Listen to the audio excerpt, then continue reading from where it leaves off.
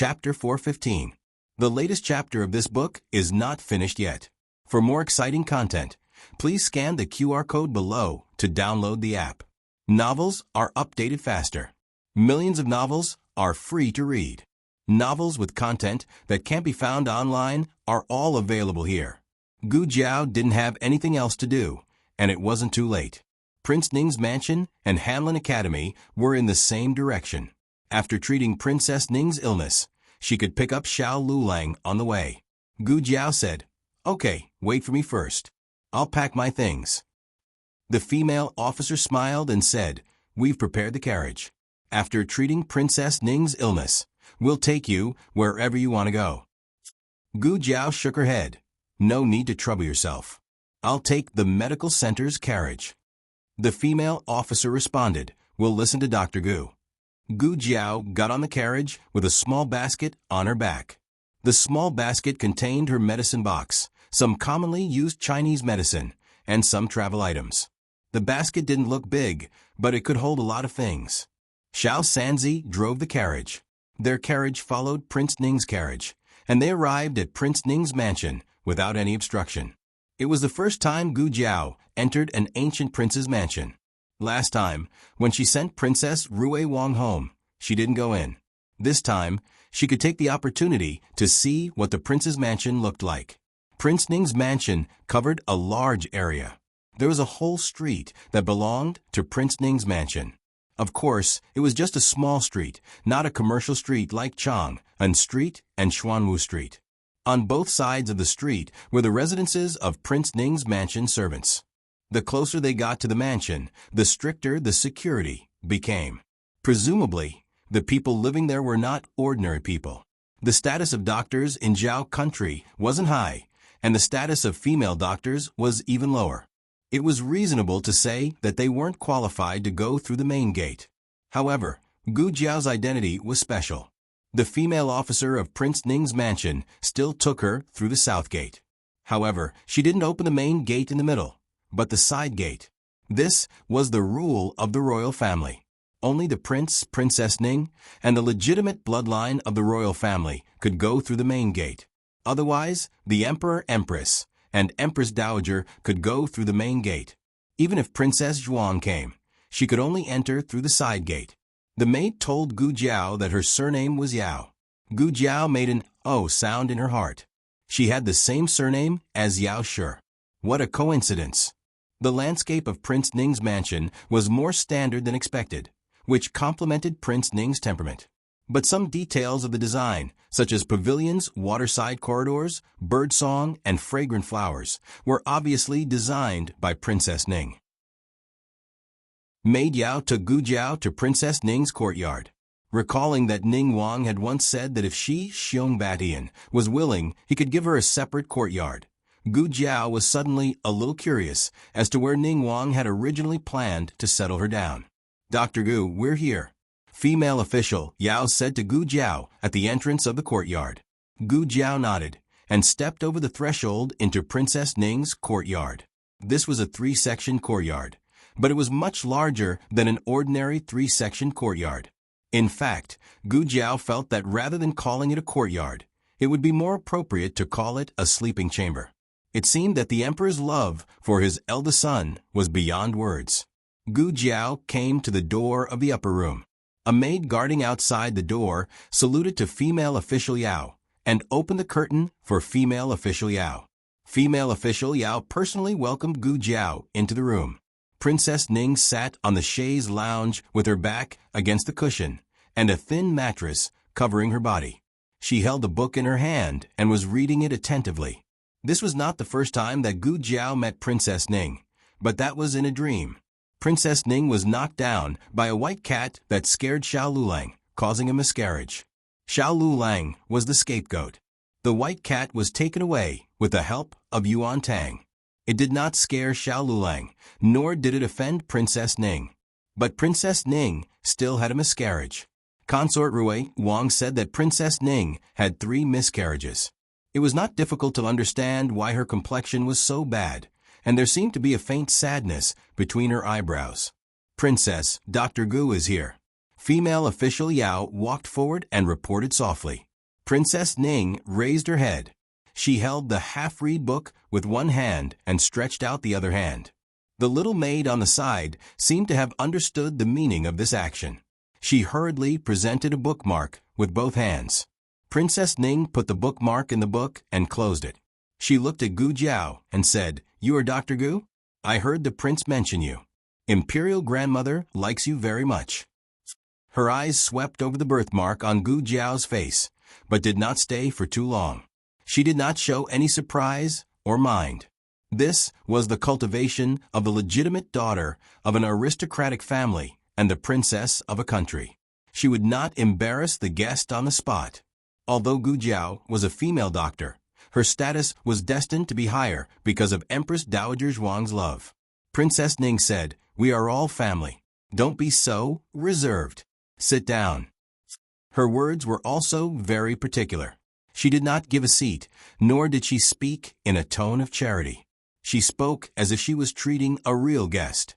Gu Jiao sat down beside her. Before sitting down, she took down the small basket and put it on another chair. "Princess, what are you reading?" she asked. Mentioning this, Princess Ning smiled faintly. "Some poetry books. Do you want to read?" She handed the book to Gu Jiao. Gu Jiao shook her head. "I don't understand poetry, and I don't like it."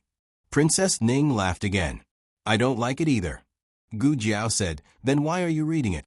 Princess Ning smiled faintly. "It's boring in the mansion. I just want to pass the time." Although she said that, Gu Jiao felt that she was not just killing time. Instead, it was more like she was forcing herself to do something she did not like but had to do. Gu Jiao said to her, "Let me feel your pulse." Princess Ning reached out her hand. A maid came forward and wanted to put a handkerchief on Princess Ning's wrist. Princess Ning said, "No need." "Yes." The maid took the handkerchief and left. Gu Jiao began to feel Princess Ning's pulse. The room quieted down. Princess Ning's pulse was as Gu Jiao expected. Gu Jiao asked, "How is your sleep? Is it difficult to fall asleep?" Princess Ning smiled bitterly. "A little bit." Gu Jiao looked directly at Maid Yao beside Princess Ning. "How long do you usually fall asleep after going to bed?" Maid Yao looked at Princess Ning. Seeing that Princess Ning did not stop her, she said honestly, "At least an hour. At most, she may not sleep all night." Gu Jiao nodded thoughtfully and said, "How's your appetite?" "Not very good." Maid Yao replied, "I can't eat it. When I finally eat it, it's hard to digest." Gu Jiao nodded and took back her hand. She said to Princess Ning, "Judging from your pulse, you have a weak spleen and stomach. It's not a difficult disease. With your condition, you can get better in 1 or 2 months. Have you seen a doctor?" Princess Ning said, "Yes, I have. It's the same as you said. She will be fine after taking medicine. If she stops taking medicine, she will relapse." So the crux of the problem was not the spleen deficiency, but the heart disease. Gu Jiao said to Princess Ning, "Please ask others to leave." Princess Ning did not hesitate. "You can leave." Only the two of them were left in the room. Gu Jiao made a comprehensive evaluation and diagnosis of Princess Ning and found that she was slightly depressed. It was not to the extent that Yao Shi had been in the beginning, but if she ignored it, it was very likely that it would develop into a more serious state than Yao Shi.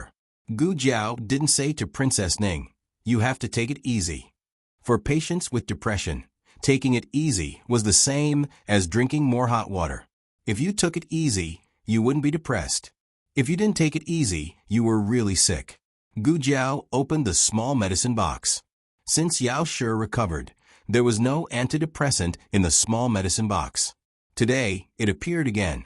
Gu Jiao took out 2 boxes of antidepressants. She opened them and put them in a porcelain bottle. She handed it to her. "1 in the morning and 1 in the evening. Try to take it before you go to bed." Princess Ning took it and asked, "Is this the medicine for spleen deficiency?" Gu Jiao said, "No, it's the medicine that can let you sleep well. You can continue to take the medicine for spleen deficiency." Princess Ning sighed. "I don't want to take the previous one. It's too bitter." Gu Jiao thought for a moment and said, "That's fine. I'll have someone send a few bottles of pills to Princess Ning later." The Miracle Hand Hall opened their own medicine workshop. Other than making the wound medicine that the military needed, they also opened a few pill production lines. Among them were pills that strengthened the spleen and stomach. "Is it bitter?" Princess Ning asked. Gu Jiao said, "I put honey in it. It's not bitter." Princess Ning sighed. "That's good." A high and mighty Princess Ning was actually afraid of taking bitter medicine. This understanding made Gu Jiao feel that Princess Ning was not the same as she thought. After this, Gu Jiao reminded Princess Ning of some things to pay attention to in her daily life. The main things were the taboos in her diet and that she had to come out more often to bask in the sun, take a walk, and move her body. After doing all this, Gu Jiao planned to leave. "I'll have someone send the medicine to Princess Ning in a moment." Princess Ning said, "Don't bother. I'll send someone to get it." "That's fine." Gu Jiao did not refuse. Princess Ning wanted to pay Gu Jiao's consultation fee. Gu Jiao said, "His Highness Prince Ning will pay." Princess Ning was stunned and smiled. Okay, this was the first real smile that Gu Jiao saw when she entered the room. Did she only smile like this when Prince Ning was mentioned? Gu Jiao packed her things, and Maid Yao walked her out. As soon as the two arrived at the gate of Prince Ning's mansion, they unexpectedly met Prince Ning, who was getting out of the carriage. "Your Highness." Female, official, Yao hurriedly bowed in greeting. Prince Ning nodded slightly and looked at Gu Jiao. He showed a gentle smile. "It's Dr. Gu. I didn't expect you to come." Maid Yao said, "Princess Ning had a bit of chest tightness in the afternoon. I remembered that your Highness said Dr. Gu's medical skills were excellent, so I went to the Miracle Hall to invite Dr. Gu over." Prince Ning nodded approvingly. "You did well. You can leave. I want to talk to Dr. Gu about Princess Ning's illness. Then I'll go to the Miracle Hall to get the medicine," Maid Yao said. Maid Yao got on the carriage. Prince Ning pointed at the mansion. "If Dr. Gu is not in a hurry, why don't you go to the reception pavilion?" Gu Jiao said, "I'm in a hurry. If your Highness has something to say, please say it quickly. Also, since we've met, I'll have to trouble your Highness to pay the consultation fee." "Okay." Prince Ning took out a 50-tael banknote from his pocket. 100 taels, Gu Jiao said. The Princess of Xinyang gave 100 taels, directly breaking the upper limit of her consultation fee. Prince Ning paused. For a moment, he inexplicably felt that Gu Jiao's exorbitant demand was familiar, as if he had seen it somewhere before. Gu Jiao crossed her arms and said, "I said before, the consultation fee isn't cheap." "That's right," Gu Jiao had kindly reminded him. Prince Ning hadn't haggled at the time, so it was even more impossible for him to haggle after she finished treating Princess Ning's illness. But Prince Ning hadn't expected that the price she said wasn't cheap would be this high. Prince Ning's heart felt stifled. It wasn't that he couldn't afford it, but there was an unspeakable, stifling feeling.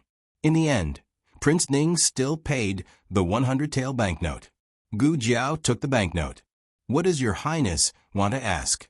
Speak." Spending money really was different. Her business attitude was even better. Prince Ning was startled by her suddenly good tone. He opened his mouth and asked, "It's about Princess Ning's illness. I want to know what's wrong with her." Gu Jiao said, "Her spleen and stomach are weak. That's one reason. She's overly worried. That's the second reason." Prince Ning's brows furrowed. "Overly worried?" Gu Jiao made a sound of N. "It's depression. In the words of ordinary people, it's a heart disease. I've prescribed medicine for it. But your Highness Prince Ning should take care of Princess Ning's mood." Is it because of the child? Princess Ning and I have been married for many years. We've always wanted to have a child of our own. Unfortunately, the heavens didn't fulfill our wishes. This time, the child couldn't be saved. He used the word again. It seemed unintentional, but he was telling Gu Jiao that this wasn't the first time Princess Ning had a miscarriage. Gu Jiao had heard from Consort Rui Wang that Princess Ning had had 3 miscarriages, so she wasn't surprised. She had always been calm, So Prince Ning didn't think her reaction was suspicious. Prince Ning asked, "Can Princess Ning have children in the future?" Gu Jiao said, "It's hard to say. The most important thing now is Princess Ning's illness." Prince Ning nodded and said, "Then does she know?" Gu Jiao said, "I didn't say anything about the depression." Prince Ning secretly breathed a sigh of relief. "Fortunately, you didn't say anything. I don't want her to worry about her illness. I'll pay attention in the future." Gu Jiao nodded. "Goodbye." Prince Ning stopped her. "I heard, yes?" Gu Jiao looked back at him. Prince Ning said with gentle eyes, "Dr. Gu went to the palace yesterday and saw Consort Rui Wang and Crown Princess." Gu Jiao didn't deny it. She said frankly, "Is there a problem?" Prince Ning smiled. "No. It's third sister. It's third sister-in-law who mentioned Miss Gu to me. It's not the first time that third sister-in-law has been with Dr. Gu. You two seem to have a good relationship. If Dr. Gu doesn't mind, you can come and accompany Princess Ning more often in the future." Gu Jiao glanced at him and said, "I'm a doctor. I only need to accompany patients." Prince Ning laughed. "I'm being rude." Gu Jiao withdrew her gaze and left Prince Ning's mansion. She asked Xiao Sanzi to drive the carriage to Hanlin Academy. Unfortunately, Xiao Luleng was called to work overtime again. Kong Mu knew Gu Jiao and knew that she was Xiao Liulang's wife. He said to her, he went to the cabinet. "I heard that Grand Secretary Yuan needed more people and personally selected this year's 3 cauldrons to go over." The 3 cauldrons were Xiao Luleng, Royal Princeton, and Ning Ziyuan. Gu Jiao rubbed her chin. Grand Secretary Yuan had a good reputation, and he might be a future relative. He wasn't a bad person. She didn't need to worry about her husband. Xiao Sanzi asked, "Miss Gu, are we going back to the medical center or to Clearwater Alley?" Gu Jiao thought for a moment. "Let's go back to the medical center first." Gu Jiao returned to the medical center and put a banknote of 100 taels on the counter. Shopkeeper Wang looked at her in surprise. "What's this?" "The consultation fee." Gu Jiao said. "No, you only went out to see a doctor once. How did you bring back so much consultation fee?" Shopkeeper Wang said. He remembered that last time she had also mysteriously brought back 100 taels from Vermilion Bird Avenue. Shopkeeper Wang blinked. "Miss Gu, you didn't go to rob someone, did you?" Gu Jiao looked at him lazily. "Who are you looking down on?" Shopkeeper Wang smiled embarrassedly. You're right. Miss Gu is a gentleman. Why would you rob someone?" Before he could finish speaking, he heard Gu Jiao say, "What's so good about robbing 100 taels? If you want to do something, you should do something big." Shopkeeper Wang was speechless. Gu Jiao didn't stay in the medical center for long before Consort Rui Wang came over. Gu Jiao didn't see any patients today. Consort Rui Wang went to her courtyard with ease. Gu Jiao was drying medicinal herbs. Consort Rui Wang walked over and happily called out to Miss Gu. "Consort Rui Wang?" Gu Jiao greeted her in surprise. Consort Rui Wang gasped. "You left too quickly. If you were half an hour later, we would have met at Prince Ning's mansion." Gu Jiao asked, "You went to Prince Ning's mansion?" Consort Rui Wang said with a serious expression, "I heard that Princess Ning wasn't feeling well, so I went to see her." "That's strange. She was fine when she went to the palace in the morning. Why did her chest feel tight and uncomfortable when she went back? What's wrong with her?" So Princess Ning was fine in the morning, but felt uncomfortable in the afternoon. Did something happen to her? People with depression couldn't stand being stimulated. However, it wasn't only stimulated that would cause the illness. Sometimes, the patient's mood would suddenly become low, and they couldn't control it at all. Gu Jiao wouldn't talk about the patient's condition with people other than the patient's family. She chose her words carefully and said, "Her spleen and stomach are weak. She hasn't completely recovered after the miscarriage. Her body needs to be carefully nursed back to health. She may feel a little uncomfortable in her heart." Consort Rui Wang sighed. "Zai, sister-in-law, is so pitiful. Fortunately, eldest brother is a good man and has always loved her." "Ah, Right, I met the hostage of Chin State today. Consort Rui Wang's expression became serious. So he was the man who met the crown princess in private behind a rockery. The latest chapter of this book is not finished yet. For more exciting content, please scan the QR code below to download the app. The novel is more complete and updated faster. Millions of novels are free to read. There are novels with connotations that can't be found on the internet here. https://www.zhpqg.com/89642_8964/110507774. HTML Genius remembered the website address in 1 second.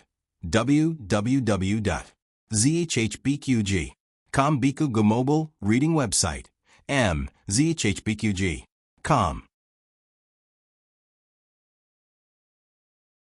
Chapter 416. The latest chapter of this book is not finished yet. For more exciting content, please scan the QR code below to download the app. The novel will be updated more quickly. Millions of novels can be read for free. There are all kinds of novels that can't be found on the internet. After coming out of the medical center, Gu Jiao got in Xiao Sanzi's carriage and went to Lu Yisheng's house.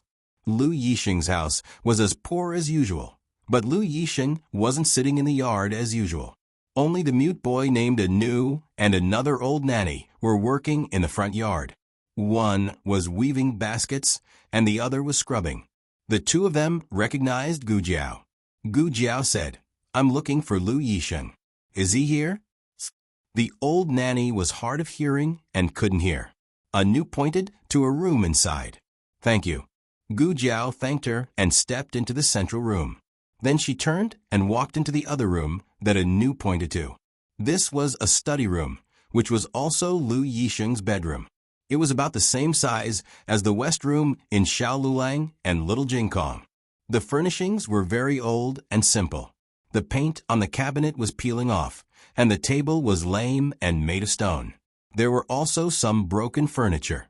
She didn't know if it was picked up from outside or smashed by someone who broke into the room. In short, it was full of holes and cracks. Lu Yisheng was wearing a coarse hemp garment. He sat behind the desk and read a book attentively. Gu Jiao recognized that this was the book she gave him last time. He really began to read. Gu Jiao didn't disturb him. She crossed her arms and leaned against the door. Lu Yisheng was immersed in the sea of books and didn't notice Gu Jiao's arrival for a moment. It was only when the old nanny outside accidentally knocked over a stool that he raised his head in shock and heard a loud crash. Then he saw Gu Jiao leaning against the door and looking at him calmly. Generally speaking, it was very awkward to see someone being caught red-handed, and one would subconsciously look away. Gu Jiao didn't. She raised her eyebrows and asked, "Did I disturb you?" "No, it wasn't you." Lu Yisheng hid the surprise in his eyes and opened the window beside him to take a look outside. After making sure that the old lady was fine, he felt relieved. "Why are you here?" He closed the book and cautiously looked around his room. It was unknown if he was checking to see if there was any dirt or mess in his room that could not be seen. Fortunately, he didn't. Nanny and Anu had just cleaned up this morning. "You." He hesitated for a moment. He wanted to invite the other party in, but felt that it was inappropriate. So he stood up and said, "Let's go to the central room." Gu Jiao nodded. The guest had to follow the host's wishes, so it didn't matter where they sat. Although there were two servants in Lu Yisheng's house, one of them was old and hard of hearing, while the other could not speak. Lu Yisheng would personally entertain the guests. Of course, there had never been any other guests in his house, and Gu Jiao was the only one. Yuan Tang could not be counted as a guest. "Sit." Lu Yisheng pointed to the chair and said. Gu Jiao sat down. A white shadow rushed over and jumped onto Gu Jiao's legs. Its fat body was curled up into a furry ball, and it obediently let Gu Jiao stroke it. Gu Jiao poked its soft belly with her fingertips and said amusedly, "You still remember me?" This white cat was the one that almost scared Xiao Lulang and bumped into Princess Ning. Yuan Tang caught it in time. Seeing that Gu Jiao liked it and the white cat also liked Gu Jiao, Yuan Tang lied that it was an ownerless cat and asked Gu Jiao to take it home. However, Gu Jiao did not take it away. Of course, Gu Jiao had guessed that it was Yuan Tang's cat after the incident, and she clearly exposed it in front of Yuan Tang. She thought that Yuan Tang would take her cat back. "You're still here." Gu Jiao curved her lips and stroked the cat comfortably. Lu Yisheng saw that she was playing happily with the white cat and could not help asking, "Since you like it so much, why don't you take it back?" Her husband was afraid of cats. This man was not afraid of anything, not even death, but he was afraid of cats. Gu Jiao did not answer his question, but said, "No, you raised it well." She paused and turned to look at him. "Don't you like cats?" Lu Yishen lowered his eyes and said, "No, I like it very much. It can catch mice." After it came, there were no mice in the house. Gu Jiao poked its belly. "Are you so capable?" The white cat meowed proudly. "Does it have a name?" Gu Jiao suddenly asked. Lu Yisheng was asked. "It was just raising a cat. Did it need a name?" Gu Jiao actually had no experience in raising pets, but Lil Jingkong had to name the 7 chickens one by one, so she subconsciously thought that this white cat should have a name too. Lu Yishen looked a little embarrassed. She said that she liked raising cats, but she did not even give a name to the cat. Lu Yisheng's eyes flashed, and he said, I thought of a few names, but I don't know which one is good." Gu Jiao looked at him. "Let's hear it." Lu Yisheng, who knew nothing about naming, was speechless. Lu Yisheng had an idea, and he said, "Why don't you give it a name? After all, it's your cat, and it's just temporarily in my care." "Okay." Gu Jiao nodded, thought for a moment, and said, "Let's call it Little Sure." There were 9 mythical animals in the house, and this one was the 10th. "Okay, let's call it Little Sure." Lu Yisheng had no objection at all. "Are you here to see Little Sure today?" he asked, and stood up to pour water for Gu Jiao. "I'm here to see you too," Gu Jiao said. Lu Yisheng's hand shook, and a drop of water spilled on the table. He took a handkerchief and wiped it without leaving a trace, and put the tea in Gu Jiao's hand. "You really have nothing better to do." Gu Jiao took down the small basket and took out a few thick books from it. "Here." Last time, she gave Lu Yisheng the 4 books. This time, she gave him the 5 classics and 2 arithmetic books. They were all annotated and were very suitable for self-taught scholars. Lu Yisheng wanted to say something, but hesitated.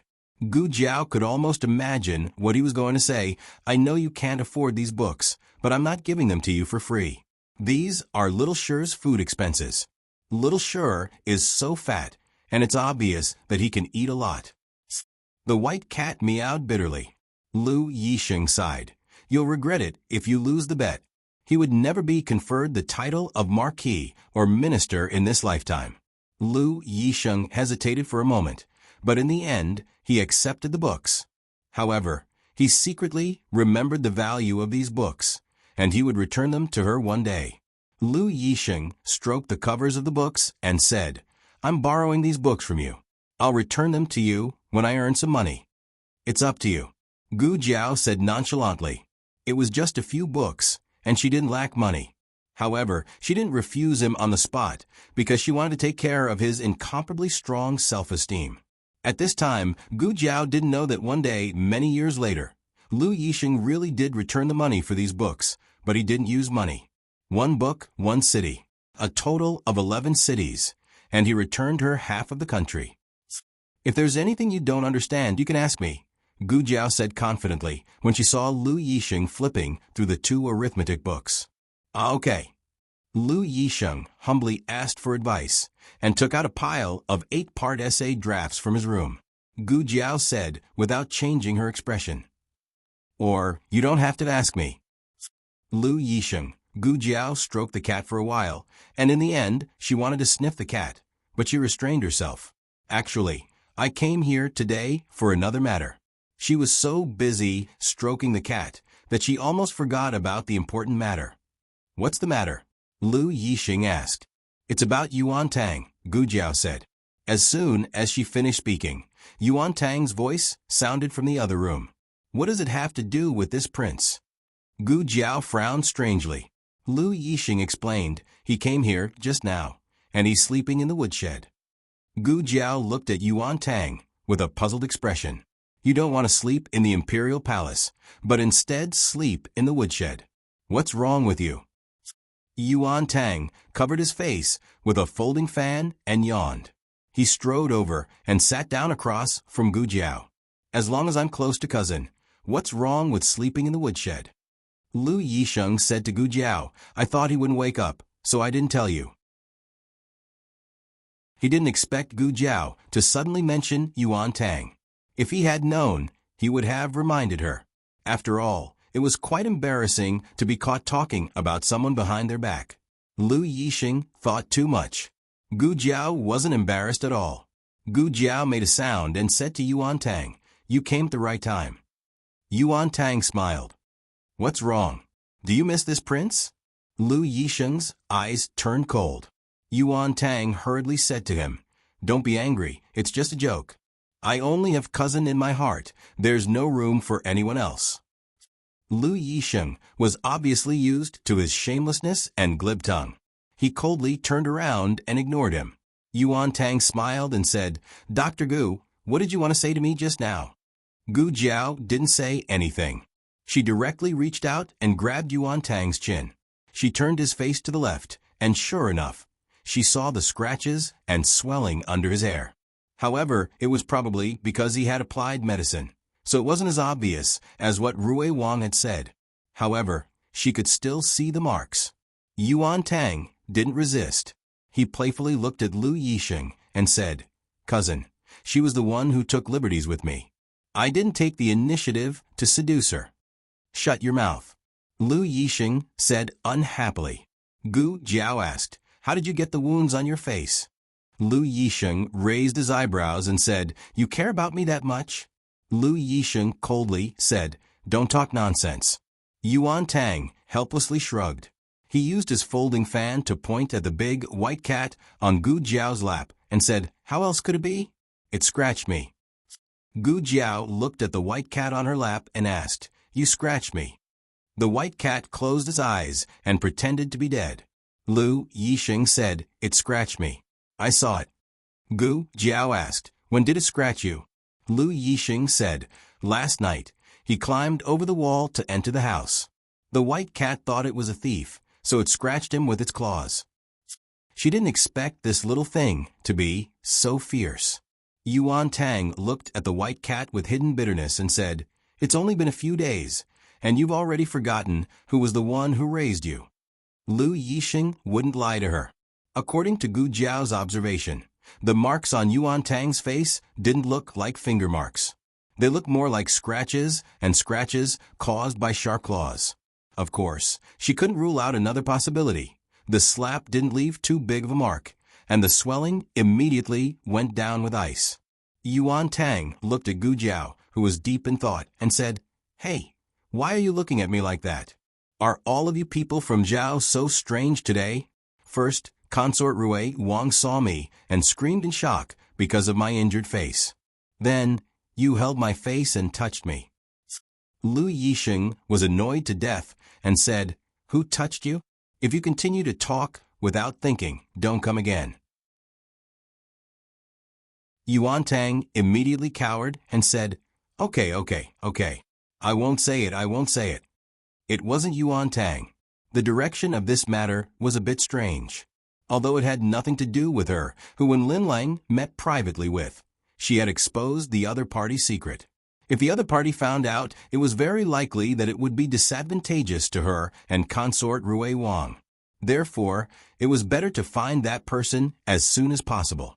Gu Jiao looked at Yuan Tang without blinking and asked, Do you know the crown princess? Yuan Tang said, Which country's crown princess are you talking about? Gu Jiao said, The crown princess of Zhao country. Yuan Tang raised his eyebrows meaningfully and said, Oh, that Zhao Du's young marquis's fiancée. I know her. What about it? She's his ex-fiancée. They don't have anything to do with each other anymore. Gu Jiao corrected Yuan Tang and asked, "Did you go to see her yesterday?" Because he was asked, Yuan Tang didn't pay attention to why she corrected him. Yuan Tang spread his hands and said, "Why would I go see her? I'm not familiar with her." "Wait, why do you ask? Are you suspecting that I have some kind of unclear relationship with her?" This Yuan Tang wasn't stupid. Yuan Tang laughed.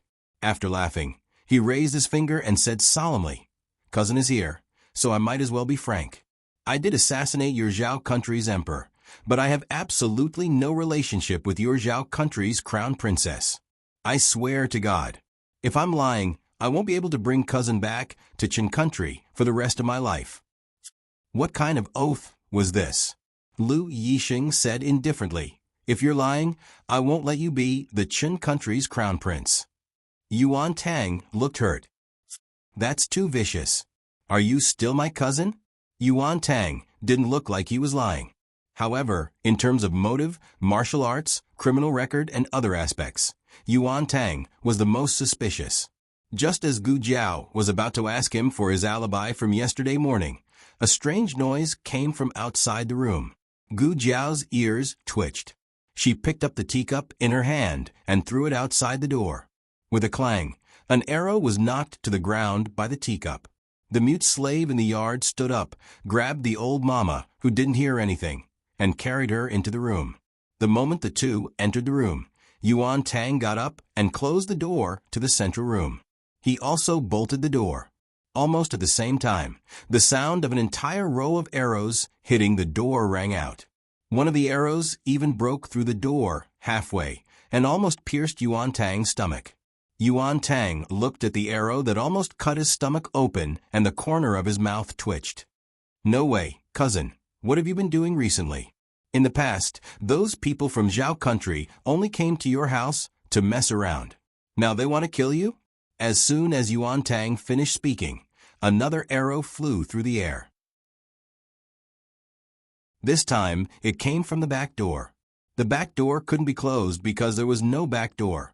However, the person this arrow was aimed at wasn't Lu Yixing. For a moment, Gu Jiao thought that the arrow was aimed at her, until the arrow accurately pierced Yuan Tang's folding fan. If the fan hadn't blocked it fast enough, he would have been cut open. Yuan Tang was stunned. "What's going on? Is it aimed at me?" Several more arrows came from behind, all aimed at Yuan Tang. Gu Jiao looked deeply in the direction of the back door.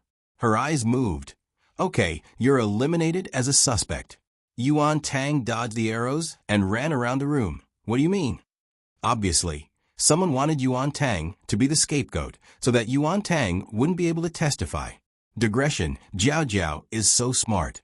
Does she have monthly votes? The latest chapter of this book is not finished yet. For more exciting content, please scan the QR code below to download the app. Novels are updated at a faster rate. Millions of novels are free to read. Novels with connotations that can't be found on the internet are all available here. https://www.zhbqg.com/89642_8964226/110479527. HTML Genius, memorize the website address in 1 second. www.zhbqg.com Bikugo mobile reading website. zhbqg.com.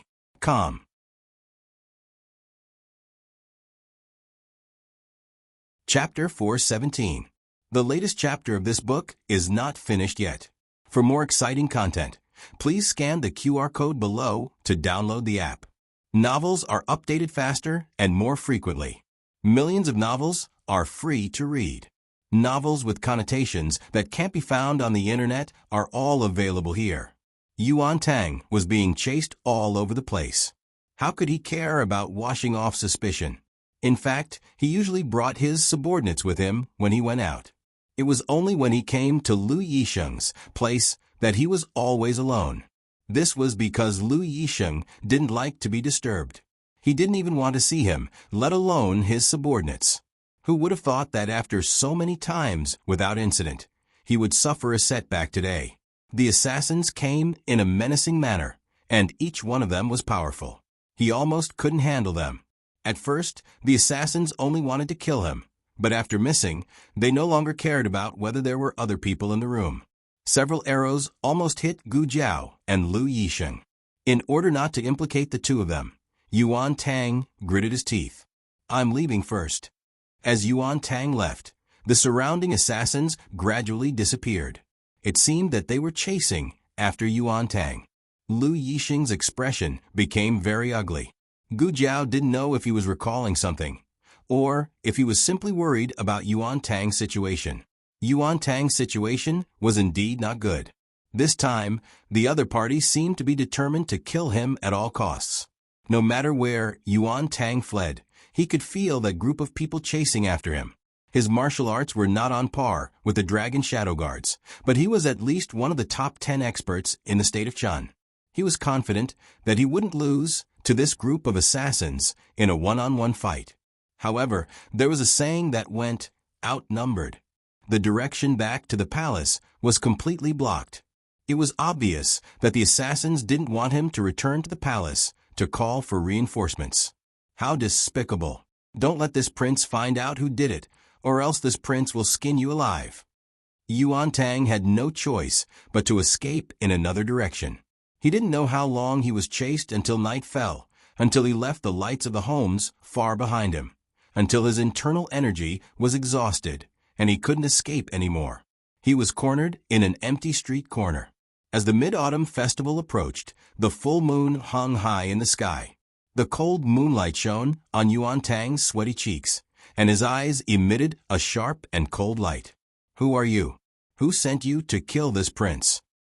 he asked coldly. However, no one answered. The dozen or so black-clothed assassins only clenched their long swords and charged at him without a word. Yuan Tang's folding fan turned and activated a mechanism. Countless blades appeared and blocked the swords that were coming at his head. At this moment, a sword attack came from the side of his body. Yuan Tang's left fingertips caught the sword just in time. However, everything was not over yet. A wave of terrifying attacks came from behind him. Yuan Tang's brows twitched. "I can't hide anymore." In the blink of an eye, there was a loud bang, and the black-clothed assassin that attacked him from behind let out a pitiful cry. Everyone was shocked by this sudden change. People were always filled with curiosity and fear towards the unknown. Because they didn't know how powerful it was, they didn't dare risk their lives. The other assassins froze for a moment. Using this time, Gu Jiao threw out a few more black flame beads, forcing back the other assassins that wanted to kill Yuan Tang. Yuan Tang came back to his senses and used his internal energy to push back the 4 assassins around him. After pushing them back, he collapsed. Gu Jiao quickly moved forward and held his arm. Yuan Tang knew that he couldn't show any weakness at this critical moment, otherwise they would chase after him. Yuan Tang stabilized his mind and did his best to not collapse. He stared at the murderous assassins and whispered to Gu Jiao, "Thank you. I owe you my life today." Gu Jiao glanced at him indifferently. "Is your life valuable?" Yuan Tang said, "I'm the future crown prince of the Chun Kingdom. Do you think it's valuable?" Gu Jiao, "Oh, what did you use just now? Why was it so powerful?" "A hidden weapon." Yuan Tang, "I know it's a hidden weapon, but can you tell me what kind of hidden weapon it is?" "Forget it. Now is not the time to talk about this. The most important thing is to quickly take care of this group of assassins." Just now, 3 of them had been injured by Gu Jiao's explosion, but there were still 11 of them left. The worst thing was that Yuan Tang had already used up all his energy on the way here. He could barely stand, but he had no chance of winning if they really fought. Yuan Tang said helplessly, "We can only rely on you, Dr. Gu." "Stand back," Gu Jiao said. Yuan Tang took a few steps back and stood by the wall. There were 11 of them. Yuan Tang did not expect Gu Jiao to take care of them alone. She only needed to stall for time. Once he caught his breath and recovered some energy, he would be able to rejoin the battle. What Yuan Tang did not expect was that before he could catch his breath, half of the assassins were already down.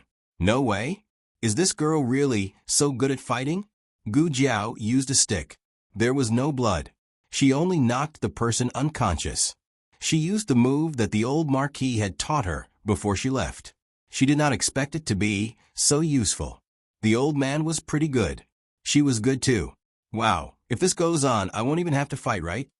Yuan Tang crossed his arms.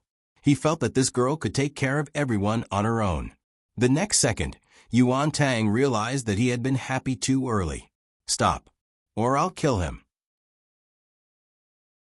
With a harsh shout, a masked man in black walked out with a sword pressed against Lu Yixing's neck. Yuan Tang's eyes darkened. Cousin.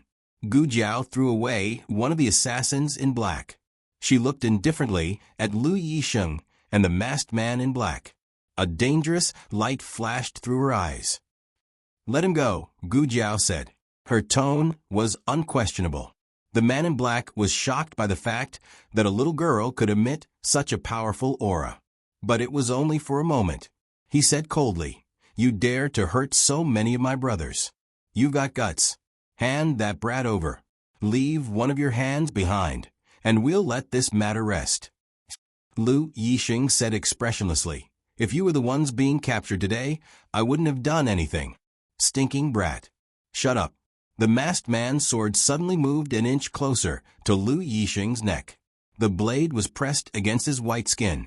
Gu Jiao's eyes were cold as she said, "If you dare to harm a single hair on his head, I'll have you pay with your life." Lu Yixing and Yuan Tang were both stunned. The two of them didn't expect Gu Jiao to say something like this. Lu Yixing's eyes flashed with a complicated look. He looked at Gu Jiao.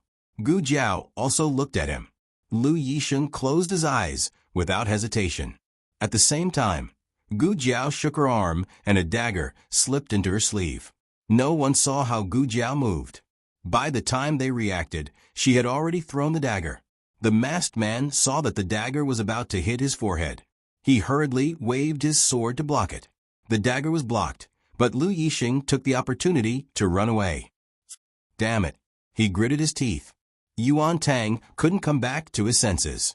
What just happened? Did that girl suddenly attack, or did she give his cousin some kind of signal? Otherwise, why would his cousin close his eyes? Speaking of which, wasn't his cousin afraid that the girl would make a mistake? Yuan Tang was jealous. Even his cousin didn't trust him that much. Lu Yixing quickly walked towards the two of them. The masked man was about to swing his sword at Lu Yixing's back, but Gu Jiao's black flame pearl blew him back several steps. He obviously knew how powerful this thing was. Several of his brothers had been injured by it. Gu Jiao also quickly walked over to help Lu Yixing. "Are you okay?" Gu Jiao asked. "I'm not." Lu Yixing didn't finish his words. He suddenly reached out and pulled Gu Jiao into his embrace.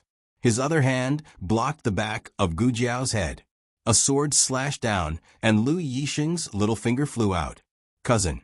Yuan Tang cried out involuntarily. Hot blood splashed onto Gu Jiao's neck.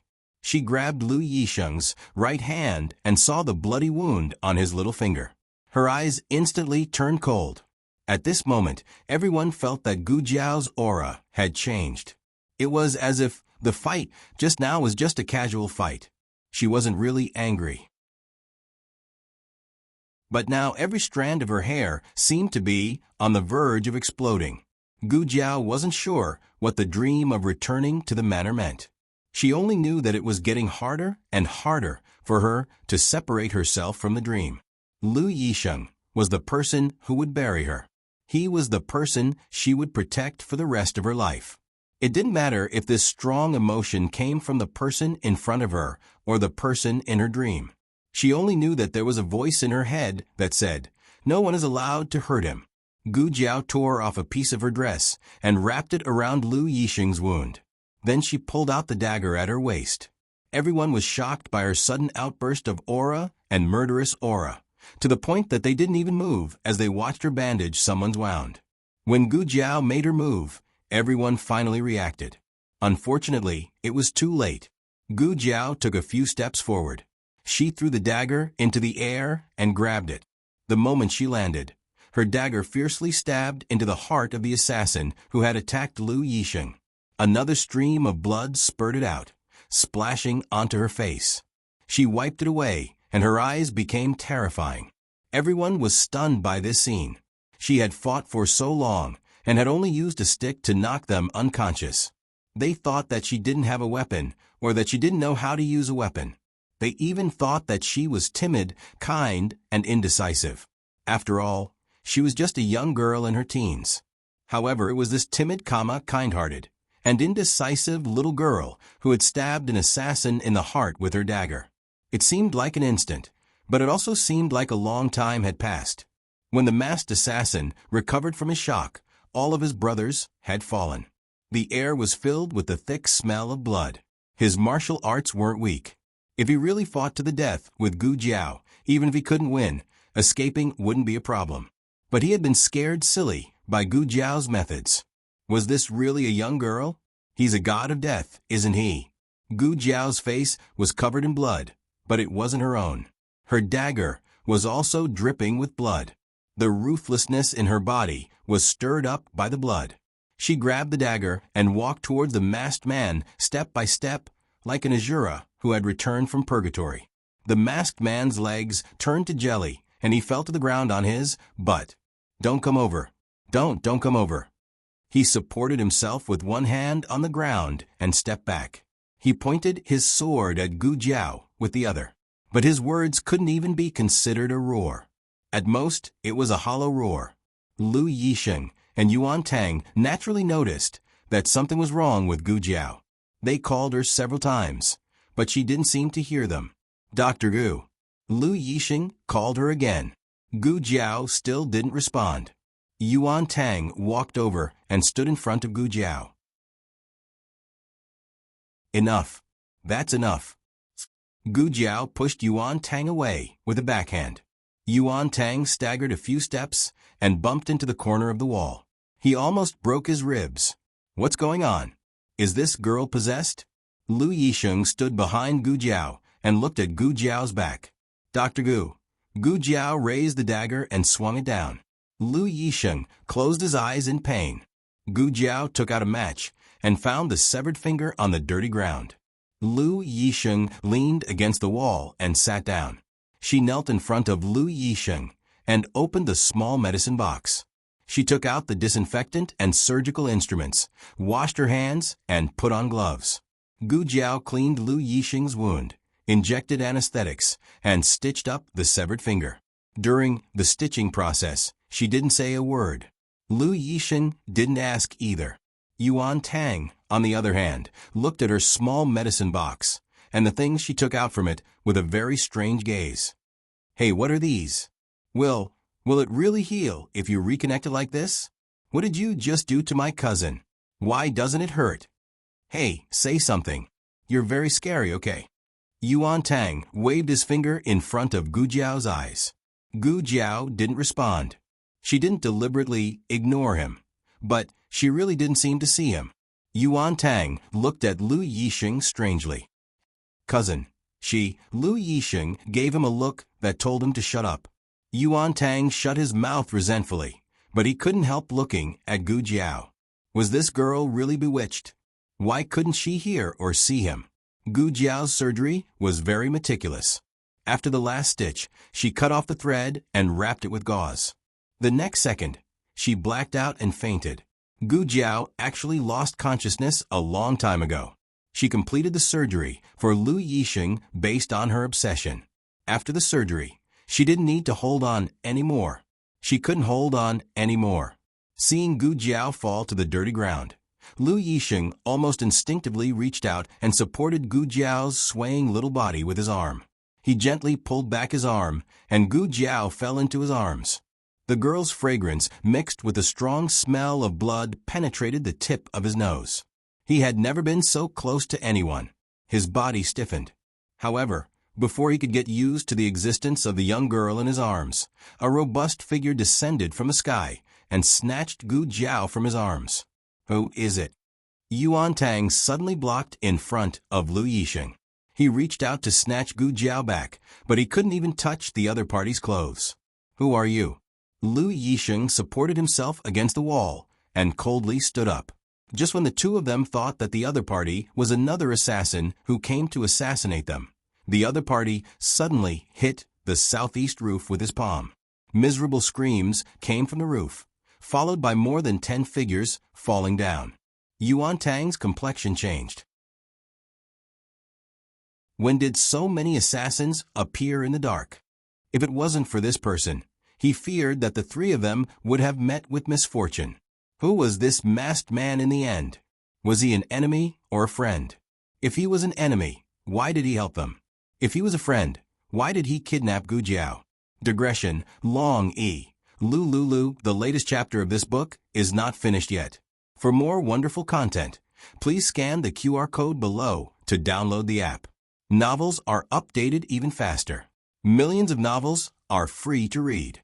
Novels with connotations that can't be found on the internet are all available here. https://www.zhbqg.com/89642_896422826/1104532121. HTML Genius will remember this site's address in 1 second.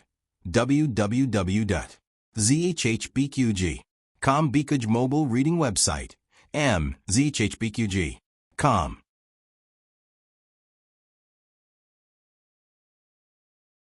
Chapter 418. The latest chapter of this book is not finished yet. For more wonderful content, please scan the QR code below to download the app. Novels are updated even faster. Millions of novels are free to read. Novels with connotations that can't be found online are all here.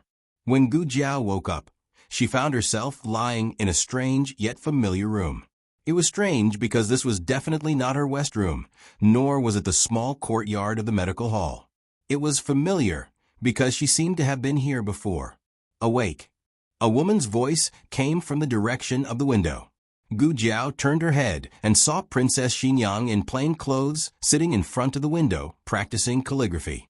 Gu Jiao remembered. This was Princess Xinyang's room. So, she was now in that house on Vermilion Bird Street? But why was she here? She didn't have the slightest impression. Princess Xinyang finished practicing her calligraphy and put it aside with satisfaction. She took another one and continued to practice. Long, pick you up and put you on my bed. Her tone was full of disgust. She used the word picked up. It seemed Long acted on his own initiative and was not sent by Princess Xinyang. Gu Jiao didn't ask how long he found her. Asking was useless. She said, "Then you could not let him put you." Humph. Princess Xinyang coldly snorted. "I actually want to." Gu Jiao lowered her head and looked at her clothes. She had already changed her clothes, so she didn't know whose they were. Princess Xinyang indifferently said, "Eugen's clothes. Do you think I would give you my clothes to wear?" Gu Jiao, how can she know what I'm thinking? Princess Xinyang opened her mouth again. "Are you a death warrior of Yen country?" N? Gu Jiao was dumbfounded. Princess Xinyang indifferently said, "Your whole body is covered in blood, but not a single drop is yours. Don't tell me you took a bath with blood." Gu Jiao strangely asked, "What does this have to do with death warriors of Yen country? It seems you really don't remember at all." Princess Xinyang finally looked at Gu Jiao, but it was only a glance, and then she looked away. "When you came, you looked exactly like a suicide soldier who had lost control. By the way, only the Yen Kingdom has men of sacrifice. Long E is also from the Yen Kingdom." Gu Jiao said with absolute certainty, "I'm not a death warrior." Princess Xinyang paused and nodded. "That's true. Even the men of sacrifice don't have as much killing intent as you do. Gu Jiao, can't you greet me before insulting me? I thought you were going to say it. That's right, you are Ding and Marquis Fu's precious daughter." Gu Jiao did not know how long she had been unconscious or what time it was. She only knew that she was very hungry. Not long after, her stomach began to growl. After Princess Xinyang finished writing the last word, she put down the brush. She still didn't look at Gu Jiao. Instead, she looked at her newly written notebook. "Are you eating alone or with me? What are we eating together? Dinner? What time is it now?" Princess Xinyang still hasn't eaten. Gu Jiao thought for a bit and said, "If it's convenient, I want to eat by myself." Princess Xinyang put away the notebook and got up to leave. Not long after, a maidservant came in carrying a tray. On the tray were 3 dishes, 1 soup, and a small plate of fruit. There weren't many dishes, but the quality of the dishes was very rich. The maidservant first placed the tray on the table. Then she took a clean small table that was specially placed on the Kong bed and placed it on the bed where Gu Jiao was. Gu Jiao originally intended to say that she could get out of bed and eat by herself. But since she had already gone to this extent, Gu Jiao did not want to disappoint her good intentions. "This servant will wait outside. If Miss has any orders, call this servant at any time." The maidservant said and respectfully retreated. Gu Jiao prepared to eat her dinner. Who would have thought that, in the next second, Long Yi would enter the room? Gu Jiao's hand trembled. The chopsticks that she had just picked up fell out of shock. It couldn't be that he came to find her again. Gu Jiao trembled with fear and stared for a long time, but seeing that Long Yi didn't take out his charcoal pencil, she secretly sighed in relief. It didn't seem like it. Then, what did he come to find her for? Gu Jiao looked at Long Yi. Long Yi's hands were behind his back. His eyes were fixedly staring at the food in front of Gu Jiao, as if he was very much looking forward to it. Gu Jiao's eyes spun. "Do you also want to eat?" Long Yi didn't move. "Guessed wrong?" Gu Jiao thought for a bit. "Are you reminding me to eat quickly?" Long Yi's aura still didn't change. Guessed wrong again. Shadow Guard Long didn't know how to speak. She had to guess everything. Gu Jiao couldn't guess what Long Yi wanted to do this time.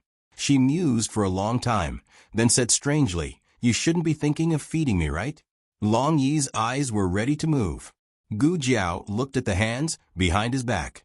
She didn't think too much. Wasn't it just being fed? Seeing that he had saved her, she would allow it. "Okay." Gu Jiao put down her chopsticks. "You feed me." She had never been fed by a shadow guard Long before.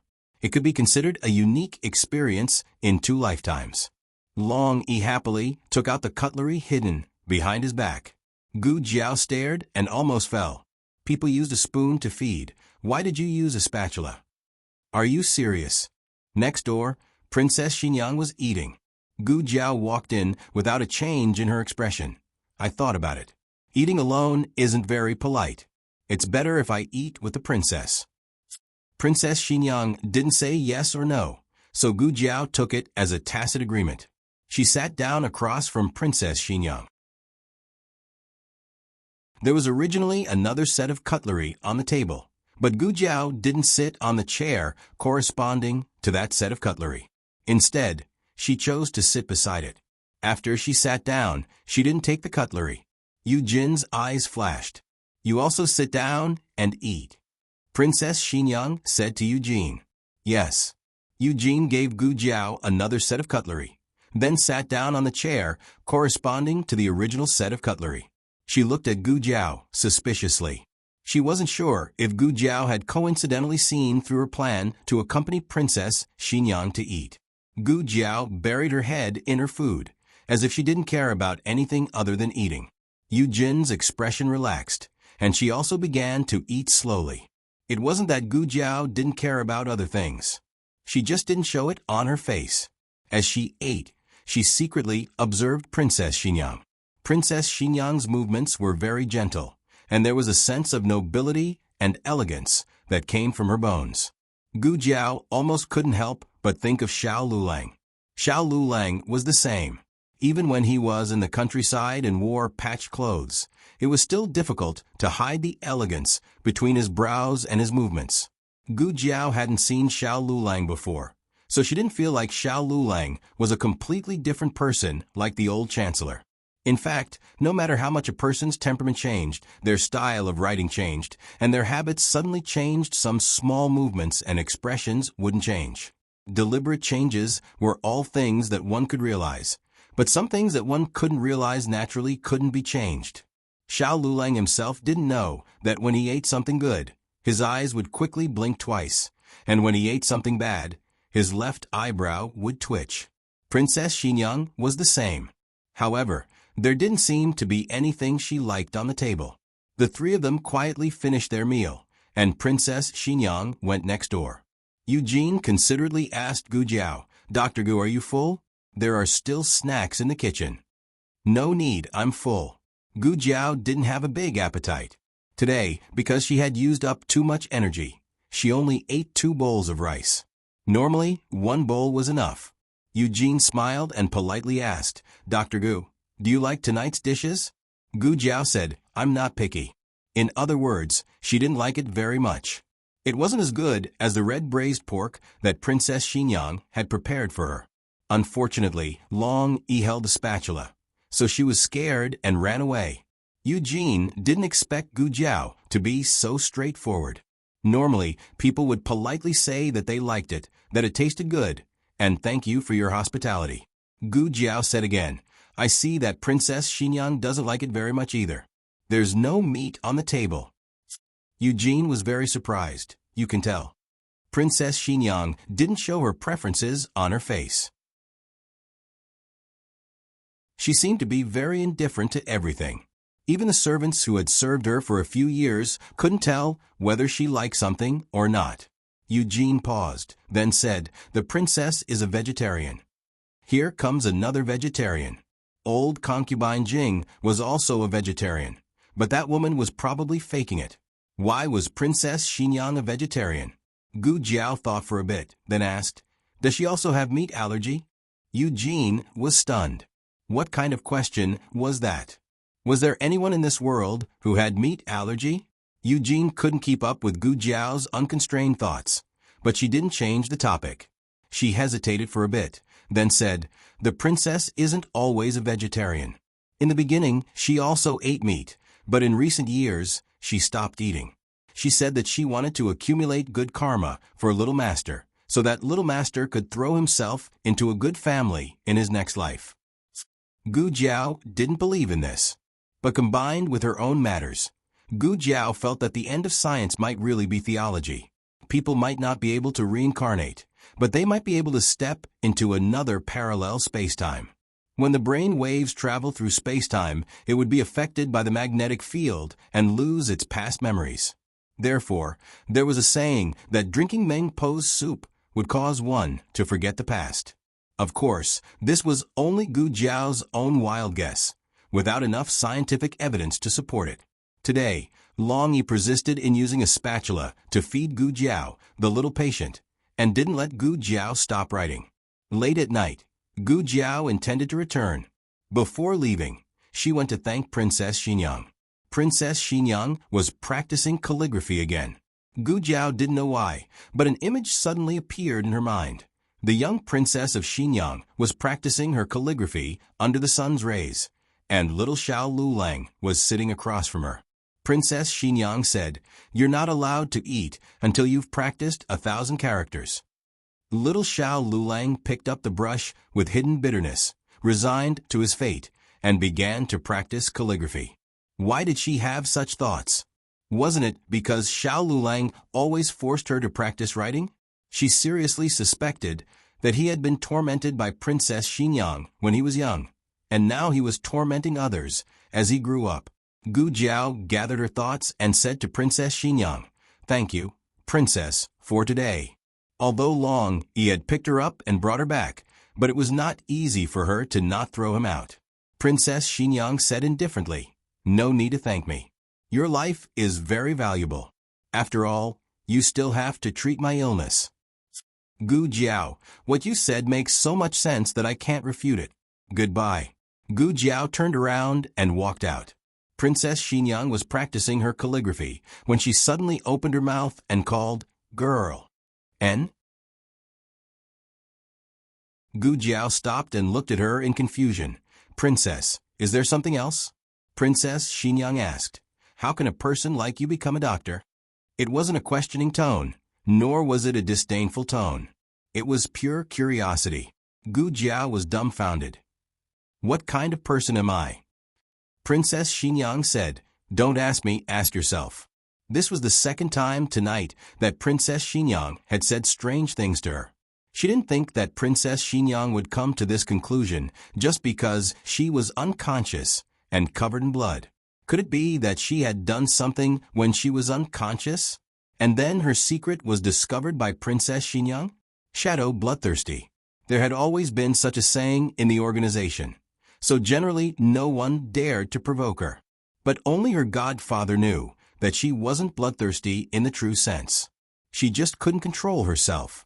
Blood made her excited. In her previous life, she had always trained herself through various operations. She had already controlled herself very well. Tonight's situation where she completely lost control was very rare. Who would have thought that Princess Xingyang would encounter her?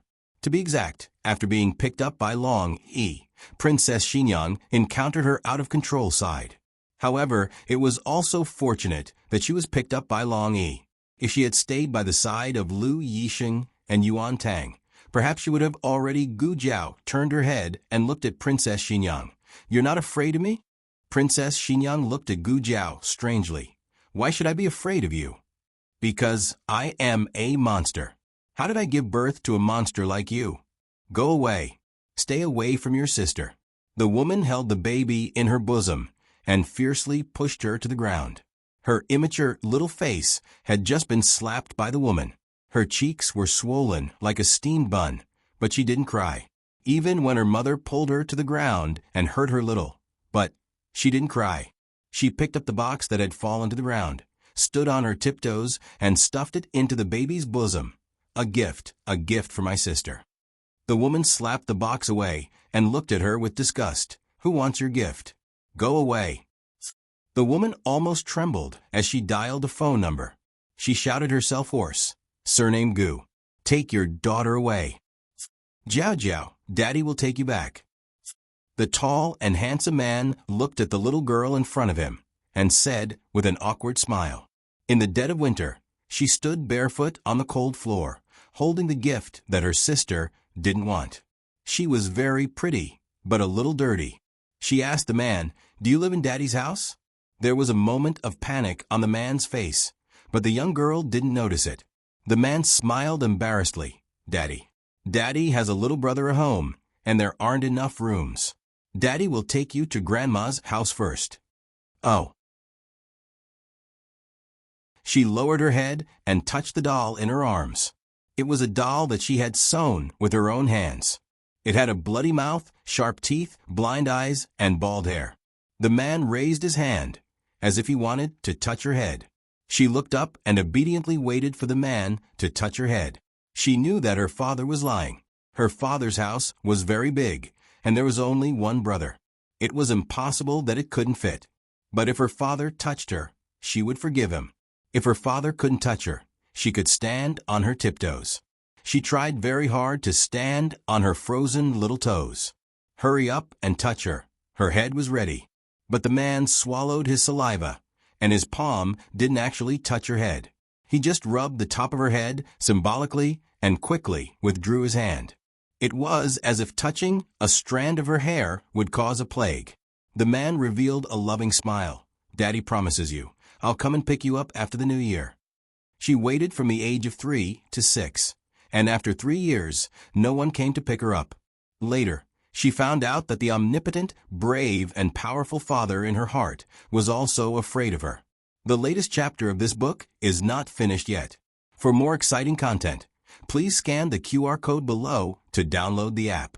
Novels are updated even faster. Millions of novels are free to read. Novels with connotations that can't be found on the internet are all here. https://www.zhbqg.com/89642_89642826/110426516. HTML Genius remembered this site's address in a second.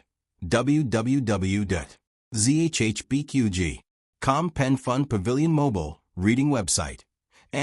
zhbqg.com.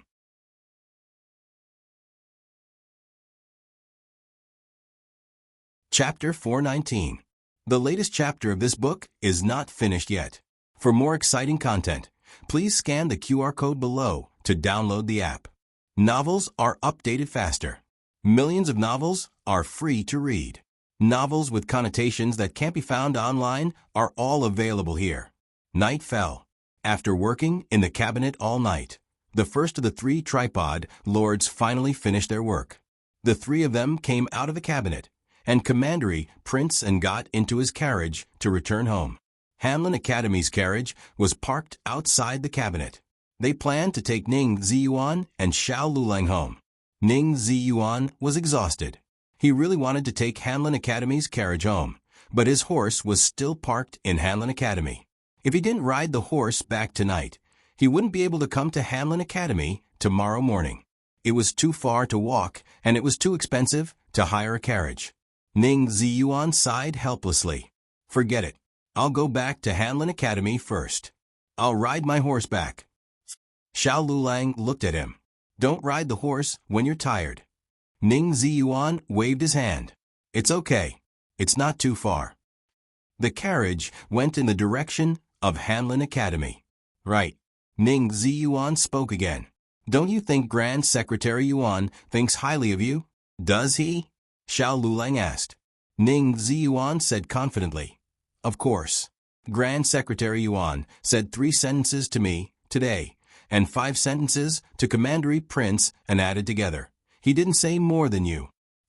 Xiao Lulang didn't pay attention to this. Ning Ziyuan continued. Also, I noticed that he kept looking at you. Xiao Lulang gave him a confused look. Did you do your job well today? Ning Ziyuan sighed again. You and Commandery Prince undid most of the work. To be honest, I didn't do much. Grand Secretary Yuan called them to the cabinet today mainly to help organize some memorials about the laws of the Zhao Kingdom. The Zhao Kingdom had been founded for 200 years. Some laws were set at the beginning of the country. They were in line with the national conditions at that time, but they weren't suitable now. Almost every emperor of the Zhao Kingdom would reorganize and revise the laws. Naturally, the emperor would not personally revise them one by one. The cabinet would draft them and then bring them to the emperor for review. However, the cabinet needed to listen to the voices of the people before drafting, and the voices of the people had to be reported one by one through the local officials. What the 3 of them did today was to sort out the contents of these reports into standardized memorials. It was Ning Ziyuan's first time entering the cabinet. Not only was he nervous, but he was also a little unfamiliar. He was not as calm and experienced as Xiao Lulang and Commandery Prince.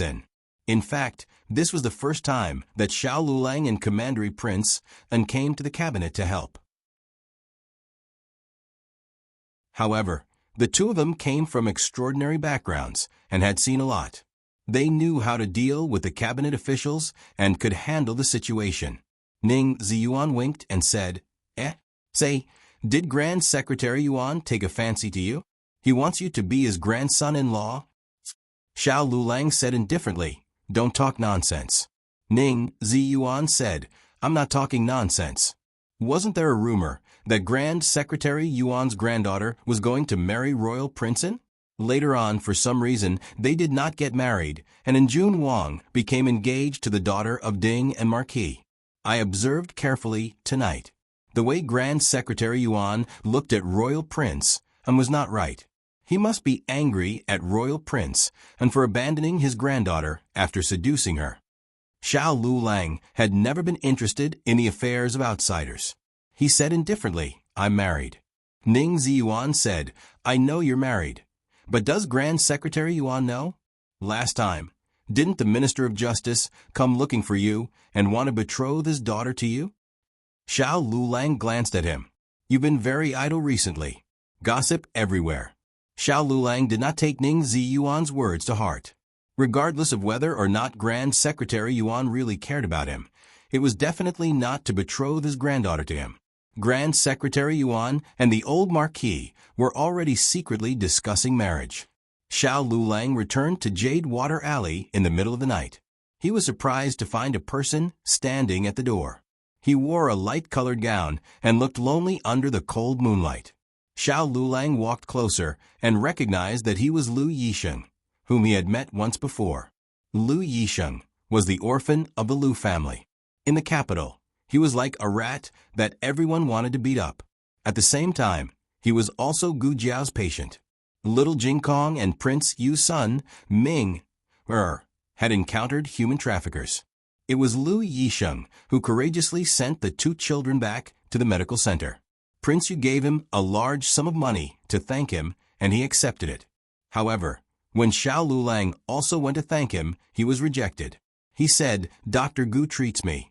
If she doesn't charge less, she doesn't charge me at all. I owe Dr. Gu a favor, so I can't accept your gift." These words left a deep impression on Xiao Lulang of Lu Yisheng. "What are you doing here?" Xiao Lulang walked forward and asked. Lu Yisheng had already seen Xiao Lulang when he walked into the alley. It wasn't that he didn't want to avoid him, but in the end, he still chose to stay. He opened his mouth and said, his sleeves weren't long. Xiao Lulang glanced at him and noticed that his hand was wrapped in gauze. There seemed to be faint traces of blood seeping out of the gauze. Xiao Lulang said, "It's already so late. If you want to treat your injury, you can go to the Miracle Hall. There's a doctor on night duty there." Lu Yisheng wasn't here to treat his injury. However, it was very difficult for him to explain to Xiao Lulang why he was here. He didn't want Xiao Lulang to misunderstand. Just as he was struggling with how to phrase it, another carriage stopped at the other end of the alley. Gu Jiao got off the carriage and walked toward her house. She saw two handsome men standing at the door, facing each other in a strange atmosphere. For a moment, she was stunned. This scene was a bit too pleasing to the eye.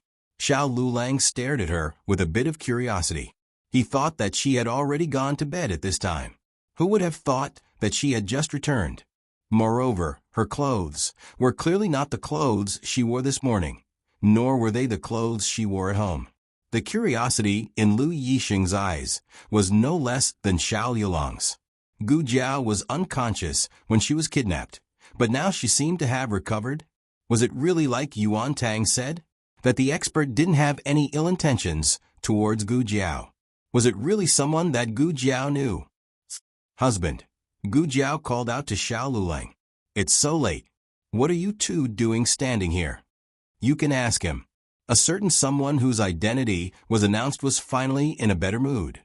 He said to Lu Yisheng, "Let's go in and sit." Lu Yisheng said, "No, I just want to ask Dr. Gu to take a look at my injury. I'll leave in a while." Xiao Lulang didn't force him. He turned around and went into the courtyard, lighting all the lanterns in the courtyard. Gu Jiao's eyes fell on his right hand. "Your hand." Lu Yisheng looked at his right hand wrapped in gauze. "I'm fine." Gu Jiao asked, "You stitched it up?" Lu Yisheng looked at her in confusion. "You stitched it up. Don't you remember?" Gu Jiao thought for a while.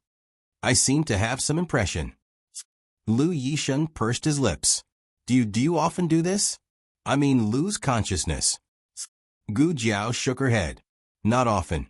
Tonight was a special case." Lu Yisheng opened his mouth, wanting to say something, but hesitated. In the end, he didn't ask. He said, "I'll send your medicine box and basket to the medical center." When the expert took her away, he only took her, not the things on the ground. He first went to the medical center to inquire about her whereabouts and residence. Then he gave the basket and medicine box to the second boss. Gu Jiao smiled. "Thank you." Gu Jiao checked his injury. She was worried that she wouldn't be able to stitch it up in that kind of situation. The fact proved that her muscle memory was too strong. The operation could be said to be perfect. Gu Jiao also told him some things to pay attention to and asked him to come to the medical center tomorrow to change his dressing. Lu Yisheng suddenly looked at her deeply and asked, "What about you? Are you really okay?" "That expert. Gu Jiao thought for a while and said, "He is my husband's friend." She couldn't expose the identity of Long Yi and Xiao Lulang. For the time being, she called them friends. Lu Yisheng was completely relieved. "Then I'll take my leave." Lu Yisheng walked out of Jade Water Alley and arrived at Xuanwu Street. There was an unremarkable-looking carriage parked there. Several shadow guards were lying in ambush around the carriage. Yuan Tang was sitting in the carriage. Just now, After dealing with those shadow guards, Yuan Tang immediately returned to the imperial palace and called the experts of Qin State. Only he didn't know whether the other party was afraid of Gu Jiao and that masked expert, so they didn't make a move against him this evening. Lu Yixing got on the carriage. Yuan Tang raised his eyebrows and said, "How is it? Is that girl okay?" Lu Yixing said, "She's fine." Yuan Tang lazily leaned on the cushion behind him. "I said she would be fine. When that expert rescued her, he was very cautious. Just like how I look at my cousin every time." Lu Yixing really wanted to kick this shameless guy out of the carriage. Yuan Tang patted his palm with his folding fan. But then again, who is that expert? When did such a powerful person come to Zhao State? Lu Yixing coldly said, "Rather than worrying about this, it's better to think about your own situation. Being chased and killed, you also implicated others." Lu Yixing wasn't referring to himself, but to Gu Jiao.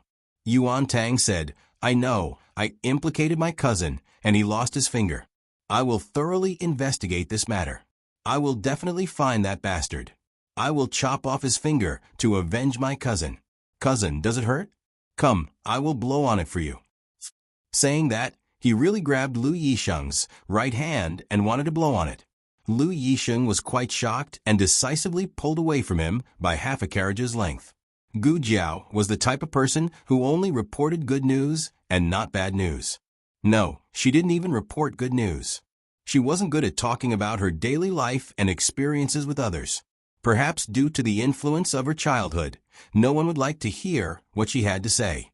Gradually, she stopped talking, as if by doing so she could create the illusion that you don't know about me, not because you don't care about me, but because I refuse to talk. Even after she grew up, her personality didn't change. Back then, it was Xiao Lulang who dug up old concubine Jing's matter again and again. In addition, all kinds of stupid teammates took turns to expose her, so she had no choice but to confess. Xiao Lulang wouldn't ask Lu Yixing about it. After all, Lu Yixing was only one of his patients. To argue with a patient would make him seem petty. Xiao Lulang went to the kitchen to boil some water for Gu Jiao, so it was a bit noisy. Gu Jiao followed him in and sat down on the small stool next to him. She turned to look at him. "You don't seem happy." Xiao Lulang, "No, I'm not." Gu Jiao, "Are you jealous?" Xiao Lulang, "I'm not that petty." Gu Jiao, "Oh." Xiao Lulang, "Who's prettier, me or him?" Gu Jiao, after taking a bath, Gu Jiao went to the backyard to get some water. Xiao Lulang was still awake. He stood in the yard under the bright moon and stars, looking as elegant as jade, as if he was waiting for her. "Why aren't you asleep yet?" Gu Jiao put down the wooden basin and turned to ask. Xiao Lulang walked over and raised his hand. His warm palm landed on her head. Gu Jiao was slightly stunned. "Why, I don't know." He put down his hand. "I just suddenly want to touch your head." It was as if he felt that she needed it, but he couldn't tell why. Gu Jiao blinked and stared at him for a long time. Then she shook her head and stretched it out. Then touch it again. She was like a good child waiting to be touched. Xiao Lulang chuckled. Okay. The next day was supposed to be the day that Gu Jiao agreed to attend the Chamber of Commerce's gathering with the second boss. But because of this sudden change, Gu Jiao had to confirm something first. Gu Jiao asked the second boss to go first. She would rush over after she was done with her business. Okay, remember to be there before dinner. After saying that, the second boss got into the carriage and went to the Four Seas Villa in the eastern suburbs of the capital. Gu Jiao went to the Rui Wang Palace. Rui Wang had gone to take care of business, so only Consort Rui Wang was at the palace. Hearing that Gu Jiao was here, Consort Rui Wang was so excited that she personally grabbed her dress to greet her. She didn't need to worry about Gu Jiao being stimulated and running. No, walking very quickly. She came to the entrance of the palace and said with a smile, "You're finally here. His Highness said that when you sent me back to the palace last time, he invited you to stay with me. But I've waited for so long, and I haven't seen you come. What wind blew you here today?" Gu Jiao's eyes looked over Consort Rui Wang and fell onto the corridor not far away. There were 2 hidden guards there. She had never seen them beside Consort Rui Wang before. Gu Jiao asked, "Are those two the people Ning Wang sent to protect you?" Consort Rui Wang had talked to her about everything. She had also told Gu Jiao everything about Ning Wang sending people to protect her. "You saw them?"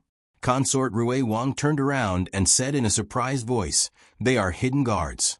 They only came to see me once when they came to the palace, but after that, I couldn't sense their existence at all.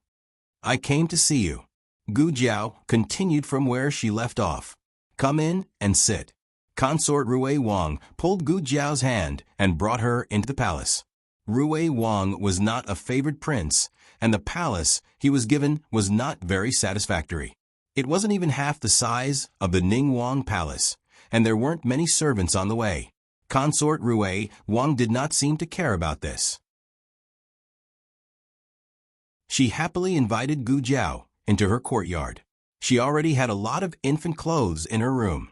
Some were made by her when she was bored, and some were sent by her maternal family. My Mimi came to stay for a few days. She was too noisy, so I had her leave. Consort Rui Wang and Gu Jiao sat down on the chairs and called a servant girl to serve Gu Jiao tea. She drank warm water. Consort Rui Wang's Mimi was Du Xiaoyan, the Crown Princess #1 fan. Gu Jiao had been praised by Du Xiaoyan several times. But when it came to noise, Gu Jiao looked at Consort Rui Wang. "Weren't you two also noisy? Try this." Consort Rui Wang pushed a plate of osmanthus cake on the table in front of Gu Jiao. "You don't know how miserably I was locked up 2 months ago. I even learned how to make desserts." Gu Jiao took a bite and was surprised to find that it was not bad. "Is it good?" Consort Rui Wang asked. "It's good," Gu Jiao said. Consort Rui Wang's eyes turned into 2 crescents as she smiled. Gu Jiao came today mainly to confirm a few things with her.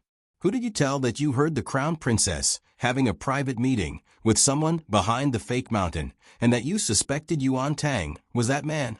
Consort Rui Wang said straightforwardly, "I only told you Rui Wang and Gu. And the Saul was in the carriage and might have heard a bit. Why are you suddenly asking this?" Gu Jiao said, "Yuan Tang was attacked by an assassin."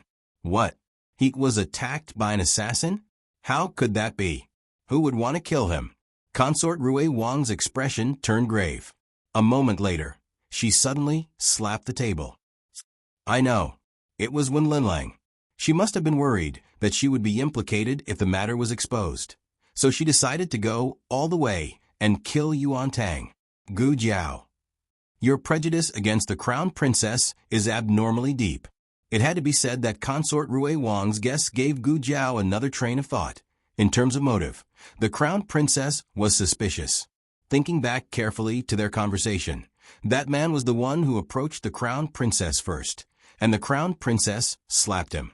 This was enough to show that the man had probably verbally offended her. Regardless of whether the Crown Prince Consort was angry and hateful, or if she wanted to eliminate all future troubles, it was indeed possible for her to kill Yuan Tang. However, Gu Jiao felt that the man was also very suspicious. After all, making Yuan Tang a scapegoat was not something that anyone could think of, nor was it something that could be done under any circumstances. Casually killing a scapegoat would not help. However, it would be different if it was Yuan Tang. Whether it was status, appearance, or talent, Yuan Tang was worthy of her. Would it be convincing to find a passerby to say that this was the Crown Princess's secret rendezvous? Moreover, Consort Rui Wang had already closed the coffin on Yuan Tang. Gu Jiao quickly thought of another matter. She was also present when the other party tried to assassinate Yuan Tang. Moreover, she had killed so many of the other party's assassins. How would the other party view her relationship with Yuan Tang?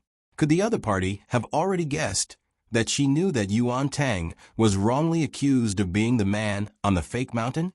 If it was her, she would be able to guess it.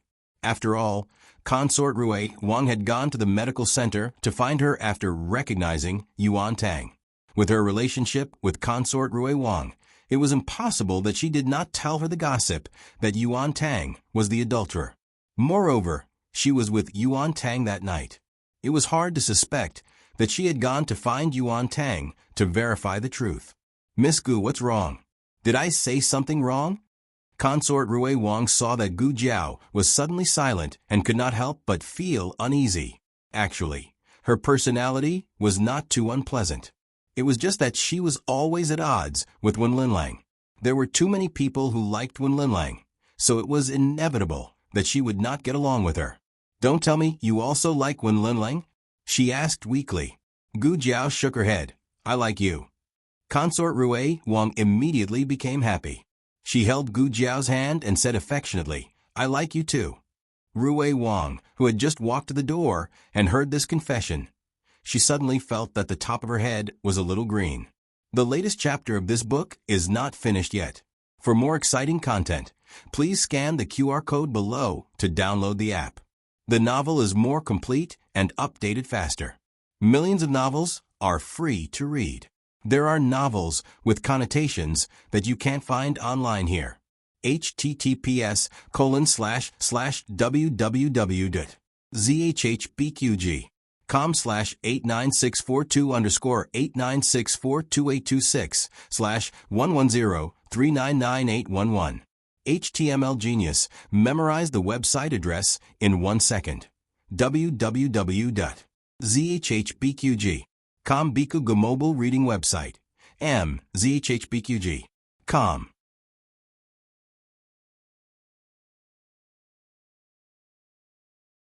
Chapter 420. The latest chapter of this book is not finished yet. For more exciting content, please scan the QR code below to download the app. Novels are updated faster and more frequently. Millions of novels are free to read. Novels with connotations that can't be found on the internet are all available here. Since the other party chose Yuan Tang as the scapegoat, his life wouldn't be in danger for the time being before Consort Rui Wang appeared to testify. Gu Jiao left Rui Wang's residence. She sat in the medical center's carriage. She had just taken a few steps when the carriage was stopped. It was Yuan Tang. Yuan Tang came to the side of the carriage, lifted the curtain, and said to Gu Jiao, I went back to the palace last night and thought about it all night. The more I thought about it, the more I felt that something was wrong. You just asked me if I was related to Zhao country's crown princess, and then I was being chased. Tell me honestly, do you know something? Does this matter have anything to do with Zhao country's imperial family? Gu Jiao said indifferently, no comment. If I tell you the truth, you will reveal your whereabouts that day and make a perfect alibi. Then Consort Rui Wang will lose her value in accusing you. Consort Rui Wang will be in danger. Therefore, for Consort Rui Wang's safety, you, the great prince of Qin country, will have to suffer for the time being.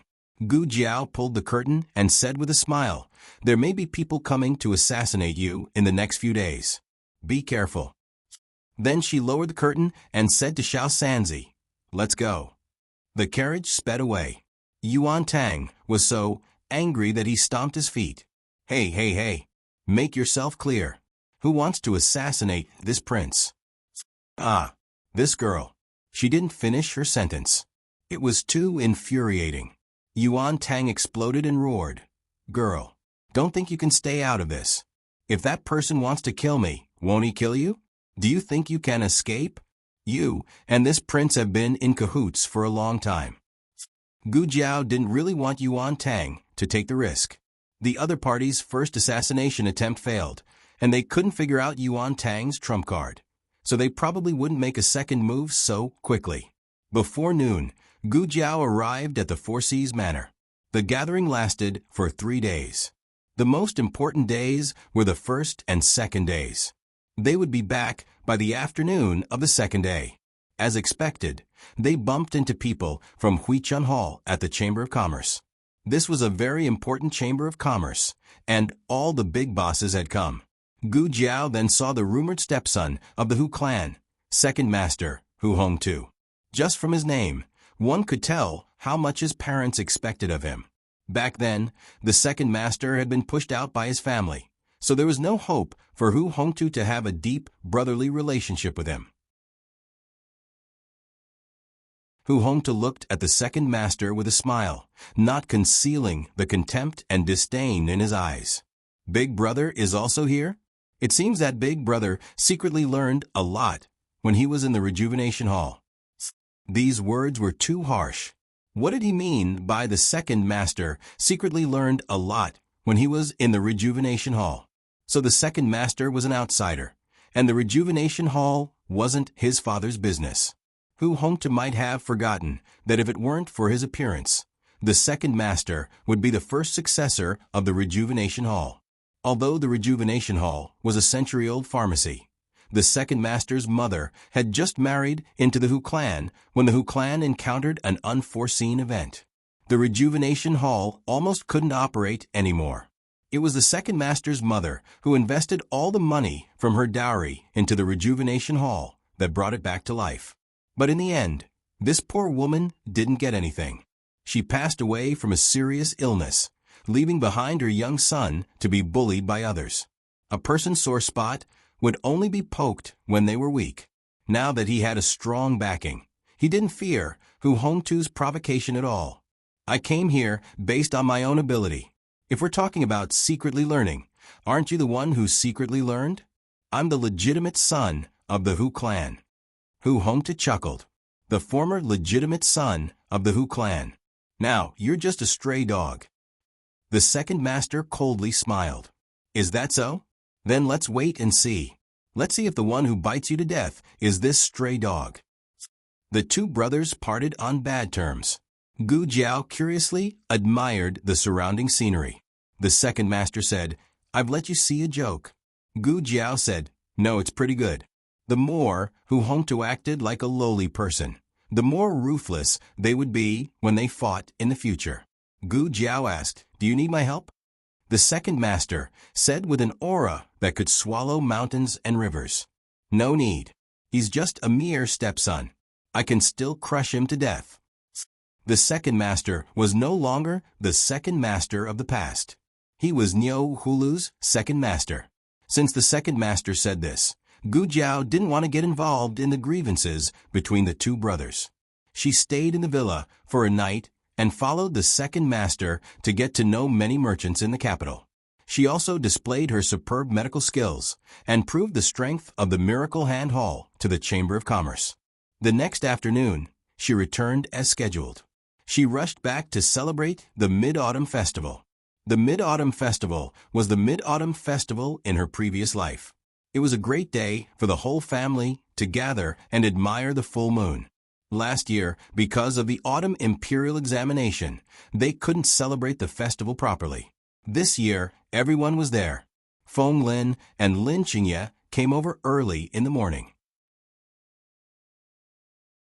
Du Ruhan also came. However, he went back after lunch. Gu Jiao didn't manage to meet Du Ruhan. Gu Jiao invited Master Lu and Master's wife Nanxiang early in the morning. The two of them came in the afternoon and arrived at Jade Water Alley almost one after the other with Gu Jiao. Master Lu, Master's wife Nanxiang. Little Jing Kong warmly invited the two of them into the courtyard. His eagle and 7 chicks all had big red flowers on their heads. They lined up in the courtyard to welcome them. It could be said that it was very ceremonial. Master's wife Nan liked this little guy to death. She smiled and said, "You're Jing Kong, right?" "Yes, Master's wife Nanxiang." Little Jing Kong said cutely. The two of them chatted happily. Little Jing Kong enthusiastically introduced his chicks and chicks to Master's wife Nanxiang. Of course, he didn't forget to introduce Gu Yan's puppy. That's Xiao Ba. He's a little timid. Xiao Ba straightened his back. How was he timid? He was the bravest shepherd dog in the entire capital. Woof. The new big yellow dog of the Zhao family next door rushed in. Xiao Ba lost his cool in a second. He hugged the dog's head with his paws and hid behind the flock of chickens. Master's wife Nanxiang liked this place very much. The smile in her eyes didn't disappear from the moment she entered the house.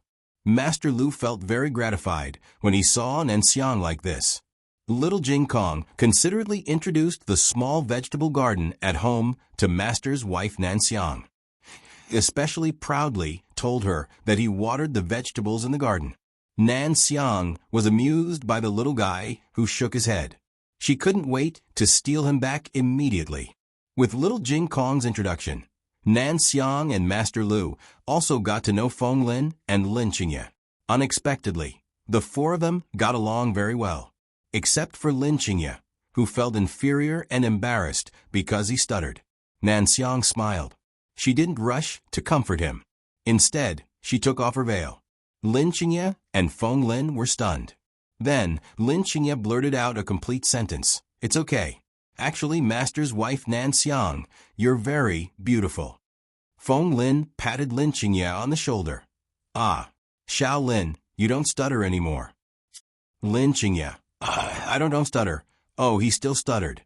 However, with this interruption, the last trace of uneasiness in everyone's heart disappeared. No one would laugh at Lin Qingye's stuttering, and no one would laugh at Nan Xiang's disfigured face. Xiao Lulang stepped into the courtyard at this time. He had just gone to Granny Zhou's small winery to get some wine. When Nan Xiang came last time, only Gu Jiao was at home. Xiao Lulang had never seen Nan Xiang, but he knew that Nan Xiang and Master Lu would come, so he specially prepared the wine for them. "Lulang, you're back." Feng Lin waved at Xiao Lulang. Lin Qingye quickly got up and ran over to help Xiao Lulang carry the wine jar over. Feng Lin smiled and introduced, "Lulang, this is Master Lu, and this is Master's wife Nan Xiang." Xiao Lulang, "No, you really don't treat yourself as an outsider." Feng Lin said to the couple, "Master Lu, Master's wife Nan Xiang, he's Xiaoxuan's brother-in-law." Master Lu and Xiao Lulang greeted each other politely. Nan Xiang's expression was a little strange. She kept staring at Xiao Liulang's face, which made Master Lu, who was beside her, feel embarrassed. He pulled Nan Xiang's sleeve and whispered, "Why do you keep staring at him?" Nan Xiang said in a daze, I seem to have seen him somewhere." Master Lu was amused. "How could you have seen him? He's Xiaoxuan's brother-in-law. He's from a county, and you've never been to the county. However, I heard that he looks very similar to the late young Duke of Zhaodu. Did you see the young Duke of Zhaodu when you entered the palace?" Nan Xiang shook her head. "No, not in the palace, not in the capital either." Nan Xiang stared at Xiao Lulang without blinking, trying hard to recall where she had seen him. My book. My book is gone. Naughty." Little Jing Kong's cry came from the study. Little Jing Kong was good at everything, but he didn't know how to tidy up. She could always hear him looking for things all day long. Xiao Lulang didn't hear their whispered conversation. He only noticed that Nan Xiang kept staring at him, but as the host, he couldn't say anything. "Mistress Nan, Master Lu, please excuse me." He went to the study to help Lil Jing Kong look for things after saying goodbye. If he didn't help him find it, the little guy would be so mad that the whole family would be restless. This was the first lunar festival that they officially celebrated in the capital. The old chancellor personally cooked, and Nanny Fang and Yu Ya were his assistants. They cooked a table full of dishes that they were best at: lamb scorpion spicy pot, hand grab mutton, sweet and sour pork tenderloin, rock sugar pork knuckle, fried lotus root, cold tofu skin, Christian carp and tofu soup, vegetarian 3 delicacies, hairy crab, and several seasonal vegetables. Of course, they didn't forget that Little Jing Kong's Mid-Autumn Festival was especially vegetarian. He also had hairy crab, steamed buns made of flour and tofu skin. "Let's eat in the courtyard. We can also admire the moon," Feng Lin said. Little Jing Kong was the first to agree. Feng Lin and Lin Qingye went to move the table. There were too many people, and one table wasn't enough, so they put together 2 tables. Gu Jiao didn't participate in the cooking. She was making mooncakes in the small kitchen of the son-in-law's house. Xiao Lulang was also there. He wasn't very good at cooking, but he could still chop firewood to start a fire and carry water. Xiao Lulang hadn't eaten mooncakes before, but he could see that Gu Jiao made a kind of snack with fillings. The fillings were very rich. There were 5 kernels, red bean paste, salted egg yolk, and lotus seed paste. "Can you make date paste?" he suddenly asked. I haven't made it before, but it should be possible. Gu Jiao said, It's just that there don't seem to be any red dates at home. I'll go buy some. Xiao Lulang stood up. Gu Jiao looked at him strangely. Sure ye, she didn't see you like date paste so much. Okay. Gu Jiao nodded. Xiao Lulang went to the nearby market to buy red dates. Under Gu Jiao's guidance, he washed, removed the seeds, and kneaded them into date paste. There was no oven, so the mooncakes could only be steamed. The taste was not the same as the mooncakes in her previous life, but Gu Jiao spent a lot of effort on the molds. The mooncakes she made were round, flower-shaped, and very cute patterns and characters. Little Jing Kong saw the cute little pig head on his mooncakes, and was so excited that he cried out. Gu Jiao picked out a few sugar-free mooncakes and put them in the lunchbox. These are for Grand Aunt. Empress Dowager Zhuang had to spend the Mid-Autumn Festival in the palace and couldn't come out. Gu Jiao planned to send them to the palace later. Unexpectedly, Xiao Lulang took the initiative to take the task. I'll send them to Grand Aunt. Gu Jiao looked at him and said, Okay. Jiao Jiao. Jiao Jiao. Come and see. Little Jing Kong seemed to have discovered something new and dragged Gu Jiao out. When Gu Jiao returned to the kitchen, Xiao Lulang had already left with the mooncakes. Except for the sugar-free ones, he also took the date paste ones. Vermilion Bird Avenue. The entire street was filled with the festive atmosphere. However, the courtyard behind the peach trees was especially quiet. Because it was too quiet, one could clearly hear the laughter from the other houses. The windows were wide open. Princess Xinyang and Eugene sat facing each other by the window. The table between them was filled with sumptuous dishes. Eugene opened a plump crab and smiled warmly. It's the Mid-Autumn Festival today. Princess, you don't have to eat vegetables. This crab was sent from the palace. Princess, try it. It's for you. Princess Xinyang said. Eugene sighed. The sound of children playing and adults laughing and scolding came from next door. It made their side seem even more miserable and desolate. Suddenly, someone knocked on the quiet courtyard door. Who is it? The little maid who was washing clothes in the courtyard asked. She was answered by another series of knocks on the door. Coming. The little maid put down the half-washed clothes and stood up. Wiping her hands on the towel on the clothesline, she went to the door and opened it. Who is it? Where is the person? The little maid stretched her head out and looked left and right. Making sure she didn't see anyone, she scratched her head in confusion. I clearly heard someone knocking on the door. When she was about to close the courtyard door, she suddenly saw a food box at the door. Who put it there? She muttered. What happened? Eugene looked at the young maidservant who was behaving strangely in the corridor and asked. The little maid turned around and said to Eugene, Your Excellency Eugene, just now someone knocked on the door and put a food box here. Eugene was a very cautious person. She came to the door and looked at that tightly closed food box. She didn't immediately open it, rather called Long E and let Long E open it. Be careful, I'm afraid there are hidden weapons inside, Eugene said. She didn't know whether Long E could understand or not. But in the end, there were no hidden weapons in this world that could plot against Long E. Long E opened the food box, and a rich juju paste fragrance assailed his nostrils. Eugene was dumbfounded. She saw there were no hidden weapons inside the food box. It was clearly a novel and unique snack. Princess loved to eat juju paste cakes, but almost no one knew. What's the matter? Princess Xinyang walked over with an indifferent expression. The little maid hurriedly bowed to pay her respect. Eugene took the food box from the bosom of Long E and handed it over to her. This, I don't know who put it there. Princess Xian Yang picked up a mooncake filled with juju paste and stared at it for a long time. The little maid cautiously asked, Should I throw it away? Could it be someone poisoned it? The latest chapter of this book is not finished. For more wonderful content, please scan the QR code below to download the app. Novels are updated even faster. Millions of novels are free to read. Novels with connotations that can't be found on the internet are all available here.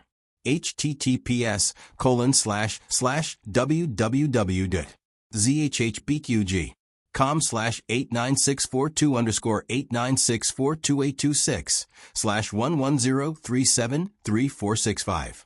HTML Genius will remember this site's address in 1 second. www.zhbqg.com Bikuj mobile reading website. zhbqg.com.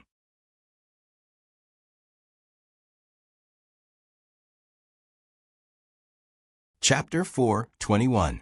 Please scan the QR code below to download the app for more interesting content. The novel will be updated at a faster rate. Millions of novels will be read for free. There are all kinds of novels that can't be found online. Princess Xinyang didn't say that she would throw it away, but she didn't say that she wouldn't throw it away either. She turned around and went into the house as if she didn't care. Eugene looked at her cold and lonely back. After thinking for a while, she still carried the food box inside. When Xiao Lulang returned to Bishui Alley, little Jing Kong had just returned from the other end of the alley. He went to deliver mooncakes. Everyone took care of them, so Jiao Jiao also made mooncakes for the neighbors. Little Jing Kong was very happy after delivering the mooncakes. He was jumping up and down happily. At the door, he bumped into his bad brother-in-law. He immediately put away his cheerful expression and became serious and stern. "Where have you been? I couldn't find you just now." Xiao Lulang was annoyed and amused by his fatherly tone. "I went to deliver mooncakes, just like you." Oh. Little Jing Kong was obviously not satisfied with this unspecific answer. He asked, "Where did you deliver the mooncakes?" "In the palace." Xiao Lulang said, "For Grandaunt." "There's more?" Little Jing Kong put his hands behind his back and tilted his head to look at him. Xiao Lulang said, "Why do you think there's more after what I said?" Little Jing Kong snorted. "I just think there's more." The little guy's intuition was terrifyingly powerful. Xiao Lulang composed himself and stroked his buzz cut. "Let's go in. Is there more?" Little Jing Kong asked. "Why are you asking this?" Xiao Lulang asked. Little Jing Kong puffed up his chest and said, "I want to know who gave more mooncakes." Xiao Lulang made him laugh again. "Why do you even want to compete with this? Childish." Little Jing Kong put his hands on his hips and stomped his feet. "I'm not childish. At least I won't wet the bed when I'm as old as you." Xiao Lulang tapped his little head with a faint smile. "Are you sure I'm the one who wet the bed and not you?" Little Jing Kong brushed his hand away from his head. "It's you, it's you, it's you." Ha ha ha. The little fellow stuck out her tongue, made a face at Xiao Lulang, and slipped into the house. Xiao Lulang chuckled. "And you say you're not childish." The whole family had a lively meal in the courtyard and admired the moon. Feng Lin and Master Lu drank until they were high. The two of them had their arms around each other's shoulders, almost calling each other brothers on the spot and becoming sworn brothers. Otherwise, Xiao Liulang's seniority would be a level lower. In the future, when he saw Feng Lin, he would not be able to address him as Feng Lin. He would have to address him as Martial Uncle Feng. Xiao Lulang promptly gave Feng Lin a piece of mooncake with 5-nut stuffing, preventing this sudden swearing of brotherhood. Feng Lin drank too much. "Take care of him at night." Xiao Lulang said to Lin Qingye. Feng Lin was still living in Lin Qingye's house and paid a friendship rent every month. "I will," Lin Qingye said. It was getting late. Lin Qingye helped Feng Lin, who was completely drunk, to get up and bid farewell. On the other side, Nan Xiang and Master Lu were also preparing to leave. Master Lu was drunk and muddle-headed. He patted Xiao Liulang's shoulder and said, "Your master's wife said she saw you, he. Nan Xiang smiled and said to Xiao Lulang, "He's drunk. Don't listen to him." "It's okay." Xiao Lulang did not take it to heart. Gu Xiaoshun and Gu Yan helped the drunk Master Lu into the carriage. Gu Xiaoshun was worried that his master and mistress would go back like this. "I'll go over and take care of my master tonight." He was worried that his master's wife would not be able to handle such a drunk man. Nan Xiang, who could handle 10 drunkards, smiled slightly. Okay. It was not bad to kidnap her son. Xiaoshun will go back with us. I'll send him to class tomorrow morning, Nan Xiang said to Gu Jiao and Xiao Lulang. The young couple had no objection. Little Jing Kong waved goodbye. Goodbye, Master Lu. Goodbye, Mistress Nan. Goodbye, Brother Feng Lin. Goodbye, Brother Qingye. The whole alley was filled with his small voice saying goodbye. The next day, there were no classes at the Imperial College. Gu Jiao took little Jing Kong to the Imperial Palace to visit her great-aunt. On the way, they went to the Minister of War's mansion to pick up Su Tangsong, who was also on holiday, and took him to the Imperial Palace. Qin Chuyu's identity as a prince had been exposed on a moonless and windy night. Now little Jing Kong and Su Tangsong both knew that he was the son of the Empress. In order to cover up his dishonest behavior, Qin Chuyu decisively changed the topic to little Jing Kong. The Empress Dowager is his great-aunt. He hid it for even longer than me. Little Jing Kong was admitted to the Imperial College first. At that time, he had already called the Empress Dowager his great-aunt. Qin Chuyu was a transfer student. When it came to the history of deception, little Jing Kong was indeed more experienced than Qin Chuyu. In fact, there was a difference between the nature of these two things. Qin Chuyu deliberately hid his identity, while little Jing Kong did not know his great-aunt's identity at all. However, little Jing Kong did not think about it. For the first time, little Jing Kong, who was a logical person, encountered a situation that he could not refute. Fortunately, Su Tangsong was a magnanimous person. After a while, he covered up this matter and said, "Let's go play."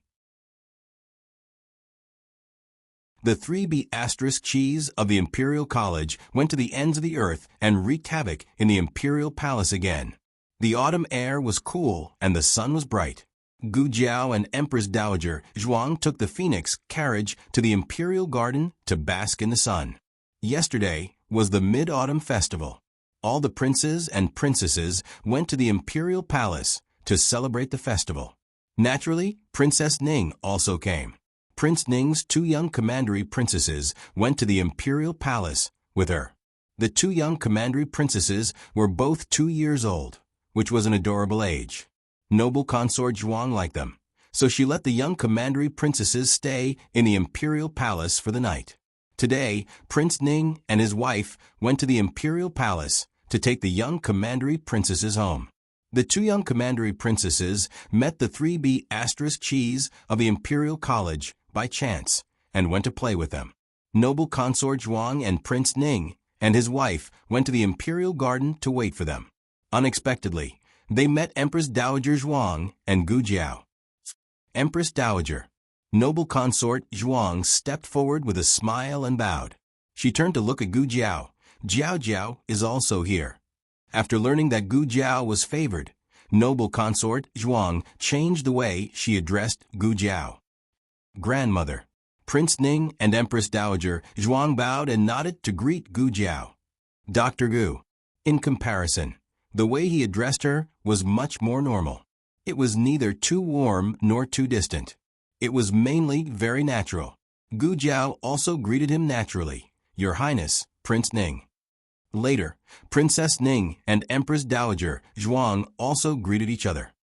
Sit down. Empress Dowager Zhuang ordered, and the palace servants set up tables and chairs for them. Eunuch Qin said, Empress Dowager, Miss Gu, sit down. Noble consort Zhuang curled her lips. She, the noble consort, and Prince Ning, the prince, were here, but Eunuch Qin served an outsider first. Gu Jiao and her grandaunt sat down. Don't you know how to help the Empress Dowager? Noble consort Zhuang looked at Gu Jiao and whispered. She could see that the Empress Dowager was in good health and didn't need anyone to help her. Empress Dowager, it's so sunny here. Why don't we go to the pavilion and sit down? Noble consort Zhuang suggested. Empress Dowager Zhuang said lightly, if you want to go, go by yourself. I'm just here to bask in the sun. Noble consort Zhuang didn't speak. Prince Ning gently mediated. Such a good sun. I'm afraid you won't be able to bask in it after winter. Mother, sit down. Noble Consort Zhuang sat down on the other side of Empress Dowager Zhuang, and Prince Ning and his wife sat down opposite the three. Eunuch Qin served tea and snacks. Eunuch Qin didn't know that he would meet Noble Consort Zhuang and Prince Ning, so he prepared all Gu Jiao's favorite foods. Noble Consort Zhuang looked at the table of spicy jerky, crispy peanuts, spicy beans. She frowned and asked, Eunuch Qin, can the Empress Dowager eat these? Empress Dowager Zhuang didn't eat spicy food before. This? Eunuch Qin wanted to say something, but stopped. Noble Consort Zhuang ordered her little palace maid, go get some pea cakes and chestnut cakes. The little palace maid quickly brought a few plates of pea cakes and chestnut cakes from the imperial kitchen. They were bright in color and exquisite in appearance. At first glance, one could tell that they tasted extraordinary. Noble Consort Zhuang smiled and put a piece of pea cake on the plate in front of Empress Dowager Zhuang and said, Empress Dowager, try this. Gu Jiao picked up a piece and tasted it. Noble Consort Zhuang looked a little unhappy. The Empress Dowager hasn't eaten yet. When is it your turn? Gu Jiao put down the snacks and said, it's too sweet. The Empress Dowager can't eat it. Noble Consort Zhuang's face sank. She put the chopsticks on the table and said, it's better than these spicy things. Empress Dowager Zhuang looked at Noble Consort Zhuang impatiently and said, I'm not asking you to eat it. You talk too much. Noble Consort Zhuang choked. Fortunately, the three cheap guests of Imperial College and the two young princesses came over and diluted the awkwardness of the scene in time. They were sweating profusely from running. Noble Consort Zhuang didn't allow the two young princesses to play crazily anymore. Otherwise, they would lose the dignity of the imperial family. Little Qi is really too much. As his brother, you should control him. Don't let him play crazily all the time. If His Majesty sees this, he will be unhappy. These words were obviously directed at Prince Ning. Prince Ning looked at Qin Chuyu, who was running around in the flowers, and smiled helplessly. Father said that little Qi is too fat. It's good for him to move around. Noble Consort Zhuang's heart was even more blocked. She wasn't like this usually. It was just that these days, her period had come and she was in a bad mood. She didn't like everyone. The three cheap guests of the Imperial College ran away again. The two young princesses wanted to follow them, but they had to stay because of Noble Consort Zhuang's dignity. Gu Jiao originally thought that Qin Chuyu, who had completely released his nature, was a normal child of the imperial family. After seeing the two young princesses, she realized that he was probably an anomaly. The 2-year-old young princesses were already very sensible. They were born of Prince Ning's 2 concubines and were less than half a year apart. They were very close to Prince Ning and nestled in his arms, unwilling to come out. It was a kind of dependence from the heart. It could be seen that Prince Ning was a good father who loved his daughters. Do you want to eat snacks? Prince Ning asked his daughters gently. The 2 young princesses nodded in unison. Prince Ning asked them to take it themselves. One of the young princesses took a piece of pea cake, while the other took a piece of spicy dried meat. She stuck out her tongue because of the spiciness. Prince Ning's eyes were full of smiles. Gu Jiao rested her chin on one hand and calmly watched Prince Ning dote on his daughter. When he smiled, it was as if the ice and snow in the cold winter had melted. He had a high position and was born with a good appearance from the royal family. He also exuded an awe-inspiring righteousness. Gu Jiao couldn't help but think of Commandery Prince and was also a man as gentle as jade, but he was more youthful than Prince Ning. Prince Ning had the courage of a superior and the charm of a mature man. Few women wouldn't be fascinated by such a man, right? Gu Jiao looked at Princess Ning on the side. The 2 children were also close to her. They would ask her for water and wipe their faces. After acting like a spoiled child in front of Prince Ning, they went to her. Princess Ning fed them water and wiped their hands as if she was their biological mother. But they were not her biological children. Did she really not have any grudge? Gu Jiao thought of Princess Ning's illness. The most uncomfortable thing in the world was not that she minded, but that she had to pretend that she didn't mind when she minded. This would make her suffer double the pain. Empress Dowager Zhuang said to the wet nurse beside her, "Take the young princesses to play. Children shouldn't be too restrained." Yes. The wet nurses didn't dare to disobey Empress Dowager Zhuang's order. They took the two young princesses to play with the 3B asterisk cheese of the Imperial College. Gu Jiao didn't know if it was her illusion, but she felt that Princess Ning seemed to be relieved. When they were basking in the sun in the Imperial Garden, something happened. The Crown Prince and Crown Princess passed by here. Grand Aunt was here. They had to come and say hello. No matter what people in the royal family thought, they wouldn't show it on their faces. The Crown Prince and Prince Ning looked like brothers. But they didn't expect that Qin Chuyu snatched Su Kanji's trophies, the newly picked dates on the tree. He ran all over the Imperial Garden and accidentally knocked down two people. One was the Crown Princess, who didn't have time to sit down, and the other was Princess Ning, who just got up. Qin Chuyu was between the Crown Prince and the two. Only Prince Ning was close to them. Because of Qin Chuyu's reckless actions, the Crown Princess was even closer to him. He only needed to reach out a hand to support her. But he didn't do that. He didn't even look at the Crown Princess. He stepped forward and hugged Princess Ning, who almost fell on her face. "Are you okay?" He hugged his wife tightly. Princess Ning gasped in shock. "I'm okay." The Crown Princess was not so lucky. She fell on the ground, sideways. Her arms and legs were scratched. "Qin Chuyu, are you itching for a beating again?" The Crown Prince's angry roar sounded in the Imperial Garden. Qin Chuyu, who was in trouble, hid behind Gu Jiao and Empress Dowager Zhuang. The Crown Prince couldn't go around the Empress Dowager to beat Qin Chuyu. In addition, the Crown Princess fell heavily. He didn't care about anything else and hurriedly helped the Crown Princess up. The Crown Princess twisted her ankle and couldn't walk anymore. "I'll call a sedan chair," Prince Ning said. "No need." The Crown Prince didn't want to wait any longer. He bent down and carried the Crown Princess up. After bidding farewell to Empress Dowager Zhuang and the others, he quickly walked back to the East Palace.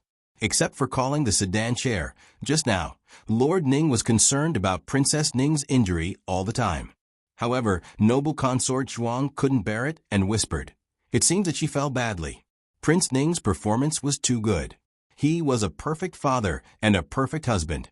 Gu Jiao tapped on the table with her fingertips.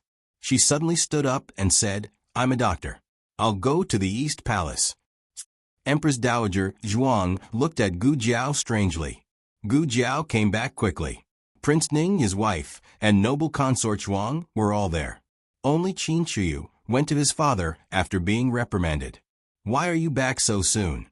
Is the Crown Princess seriously injured?" Noble consort Zhuang asked. It seems that I went at the wrong time. The Crown Prince and the Crown Princess are." Gu Jiao glanced at Prince Ning. "Not very convenient." Prince Ning's hand that was holding the teacup paused. Digression. What he meant by not convenient, everyone understood. The latest chapter of this book is not finished.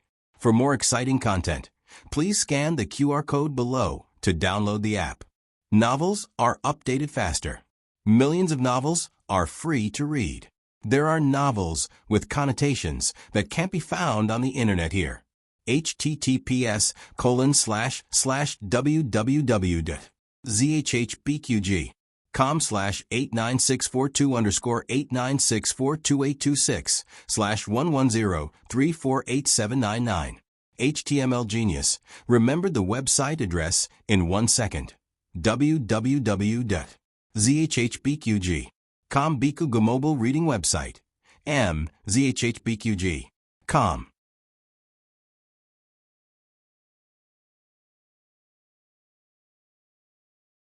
Chapter 4:22. The latest chapter of this book is not finished yet. For more exciting content, please scan the QR code below to download the app. Novels are updated faster.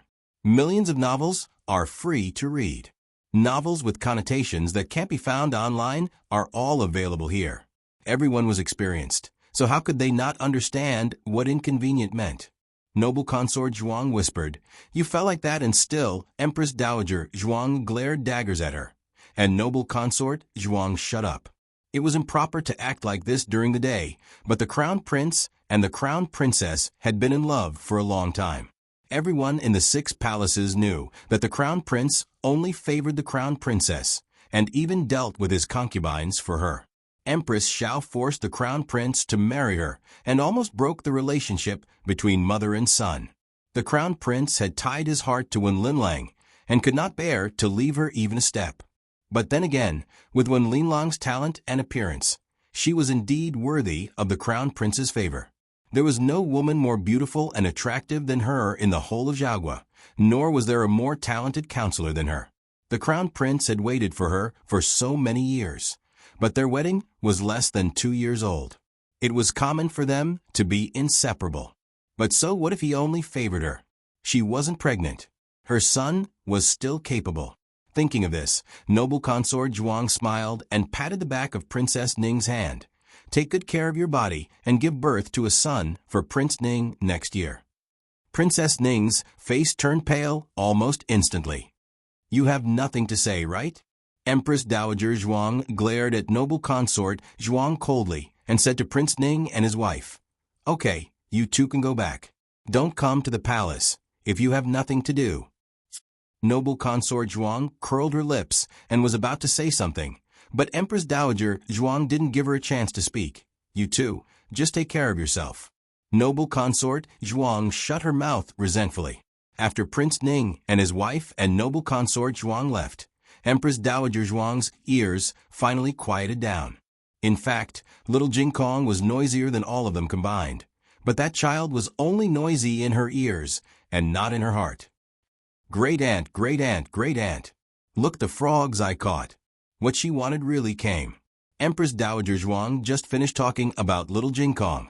The next second, this naughty child grabbed 2 toads and threw himself into Empress Dowager Zhuang's arms. The corners of Empress Dowager Zhuang's mouth twitched. What happened to not annoy her? "Can you not slap my face so quickly?" Gu Jiao accompanied Empress Dowager Zhuang back to Renshou Palace. After enjoying the rare leisure, Empress Dowager Zhuang began to review the memorials. Gu Jiao also planned to leave. Before she left, Empress Dowager Zhuang suddenly stopped her. "Lu Lang has no one in his heart. Some things are in the past. You don't have to take it to heart." Gu Jiao was confused by this sentence. Why did he suddenly mention Xiao Lulang? What did she take to heart about his past? After Gu Jiao left, Eunuch Qin brought hot water to Empress Dowager Zhuang to wipe her face. Seeing that Empress Dowager Zhuang had something on her mind, he couldn't help but ask, "Empress Dowager, what's wrong with you today?" Empress Dowager Zhuang said, "Didn't you see what happened just now?" Eunuch Qin asked, "What are you talking about?" Empress Dowager Zhuang glanced at him. The Crown Princess was injured. Jiao Jiao actually took the initiative to go to the East Palace to treat her. Does she have such a good temperament? Eunuch Qin thought. How can you talk about your own child like that? How is Miss Gu not good temperament? Well, speaking of which, Miss Gu is indeed a little black-hearted. It doesn't seem like she would take the initiative to treat people in the Imperial Palace. Eunuch Qin still didn't understand. What are you worried about? Empress Dowager Zhuang sighed. I'm worried that she already knows Liu Lang's identity. She cares that Lu Lang used to have a fiancé. Eunuch Qin's face was full of realization. That's impossible, right? Empress Dowager Zhuang snorted. Otherwise, why would she follow them to watch the fun? Eunuch Qin thought it was reasonable. That's true. Gu Jiao didn't know that her actions had aroused her great-aunt's suspicion. She was misunderstood by her great-aunt as jealousy.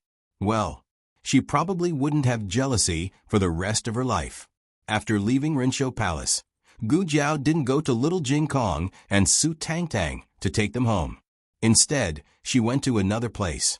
Prince Ning and Princess Ning took the 2 young commandery princesses out of the Imperial Palace. The young commandery princesses had a special carriage. The two young commandery princesses were carried to the carriage by their nannies. Prince Ning also sent Princess Ning to the carriage, but he didn't get in himself. He stood by the window. Through the open window, he gently looked at Princess Ning, who looked a little tired. He said slowly, "You must be tired. You are not feeling well. You should take care of yourself in the mansion." "I didn't think about it." "It's not that." Princess Ning saw that he didn't get in and guessed that he wouldn't go back. But she still asked, "Won't you go back?" "Ah." Prince Ning smiled. Little Chi made a big trouble. He may be punished in the imperial study now. I have to go and see. I can't let father punish him badly. He had always been an elder brother who loved his younger brother. Besides, little Chi was still young. There was no conflict of interest with him. It was reasonable that he loved little Chi. Princess Ning looked at him without blinking. There was a trace of complexity in her eyes. "Do you really want to go?" Prince Ning was stunned.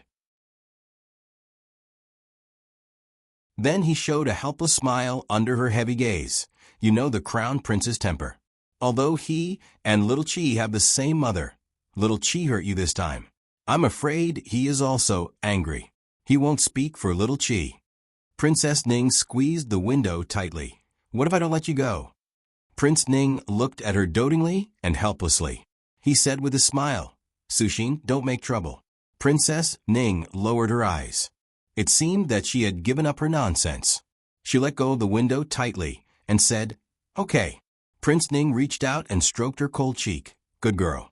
I'll go back soon. I'll watch the opera with you in the evening."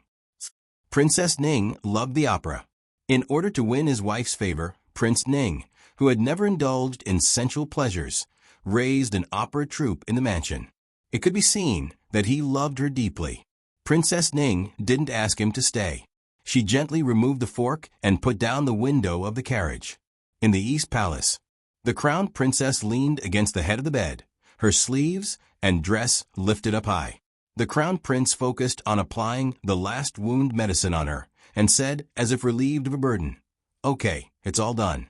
Wait, don't move. Let me see if there are any other wounds." "No." Princess Ning said, "It doesn't hurt anywhere." Prince Ning said, "You may get bruised and swollen later if you don't feel pain at the time." The crown princess couldn't say anything and allowed him to examine her carefully. When he finished, her face was completely red. He had originally lifted her clothes to help her apply medicine, but seeing her pitiful, flushed, and embarrassed appearance, the crown prince felt his throat go hoarse. However, he wasn't a beast to want her when Lin Lang was injured. So Gu Jiao's inconvenience was just a literal inconvenience. Prince Ning was helping Princess Ning apply medicine and couldn't see guests. He didn't mean anything else. Gu Jiao didn't lie, but she couldn't be blamed if other people imagined it. Princess Ning said to Prince Ning, "Your Highness, go take a look at little Chi." "I'm fine." "Your Highness, don't be too angry at little Chi. Remember to put in a good word for little Chi in front of Imperial Father. His Majesty likes your brotherly love. Don't hurt your brotherly love for a woman." Prince Ning gritted his teeth and said, "I want to beat him up." Princess Ning smiled. "Listen to me, Your Highness." Prince Ning sighed. Okay. I understand. I'll listen to you." When Gu Jiao snuck into the Eastern Palace, Prince Ning had just left. It was still early, so it wasn't appropriate to hide on the roof. She would be easily discovered. Gu Jiao simply climbed over the back door and entered Princess Ning's small storeroom. This was Princess Ning's private storeroom. It was only a wall away from her bedroom. Because her window was wide open, she could see what was going on her side through the crack in the door. But Gu Jiao didn't expect that there would be another person in the storeroom. That person clearly didn't expect someone to come to the storeroom at this time. He had clearly calculated the timing. Forget it, I'll knock him out first. What a coincidence. Gu Jiao also thought the same. So the two of them attacked at the same time. They saw each other clearly and stopped at the same time. "It's you." "It's you?" He even spoke at the same time. "Gu Jiao, am I not qualified to act alone?" Why is there someone who does bad things with me every time? What are you doing here? Yuan Tang put down his knife and asked. Gu Jiao glanced at him. In what position are you asking this question? Yuan Tang was choked to death. Yes, if she shouldn't have come here, then as a hostage of Chun Nation, wouldn't he have even less reason to appear? Yuan Tang waved the folding fan in his hand and snorted. That's because you didn't tell me anything. I could only investigate on my own. I'm not stupid. You suspected that I had some shady dealings with Zhao Nation's Princess Ning, so I was attacked. As long as I keep an eye on her, I'll definitely find some clues. Gu Jiao grunted. You didn't forget to bring your brain when you went out today. Yuan Tang. Was it really good to choke him like this? Gu Jiao noticed that his fan had returned to normal. She didn't know if the punctured fan had been repaired or if he had gotten a new one.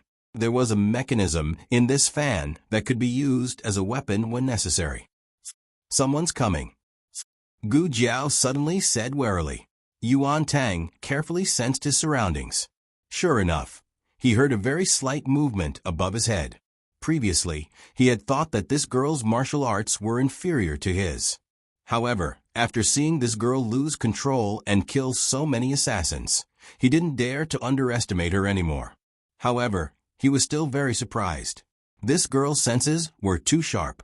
The two of them did their best to hold their breaths and minimize their presence.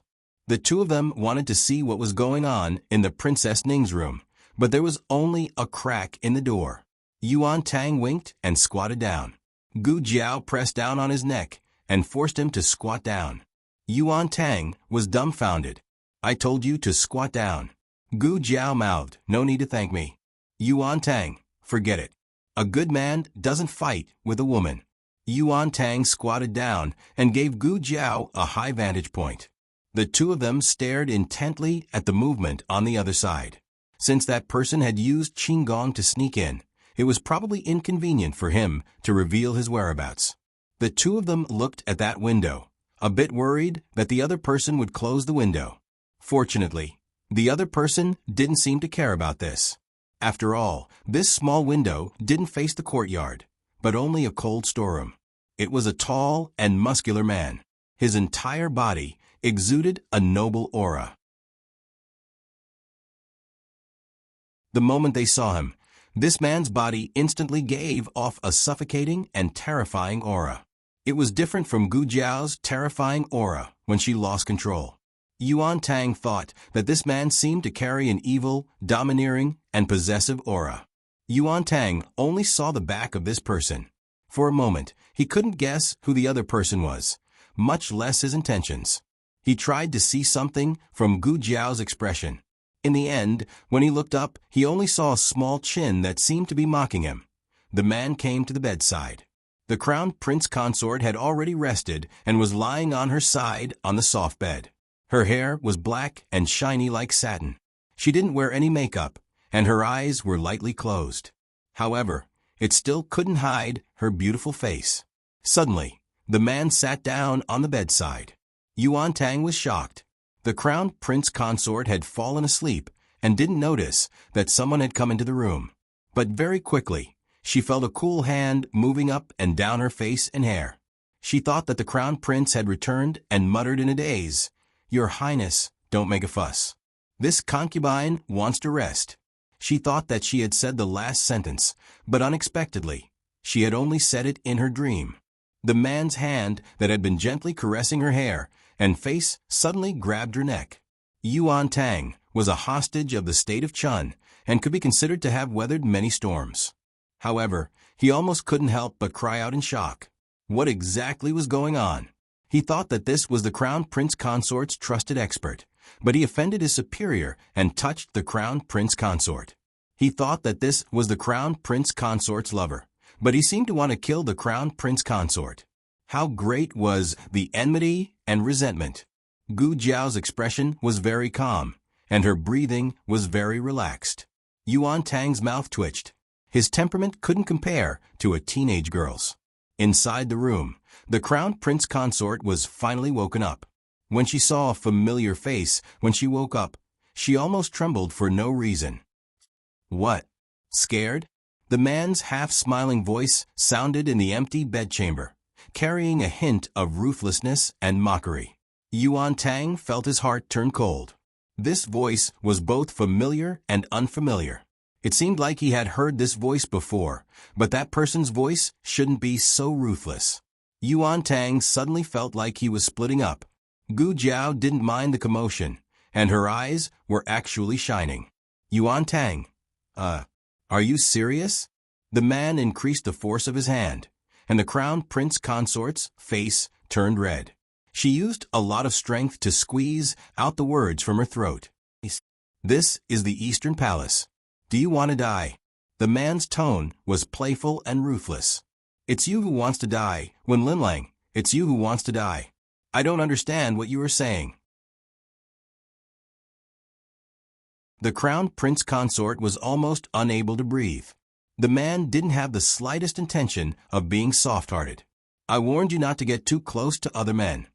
The crown prince consort looked at him coldly. He is the crown prince, and I am the crown prince consort.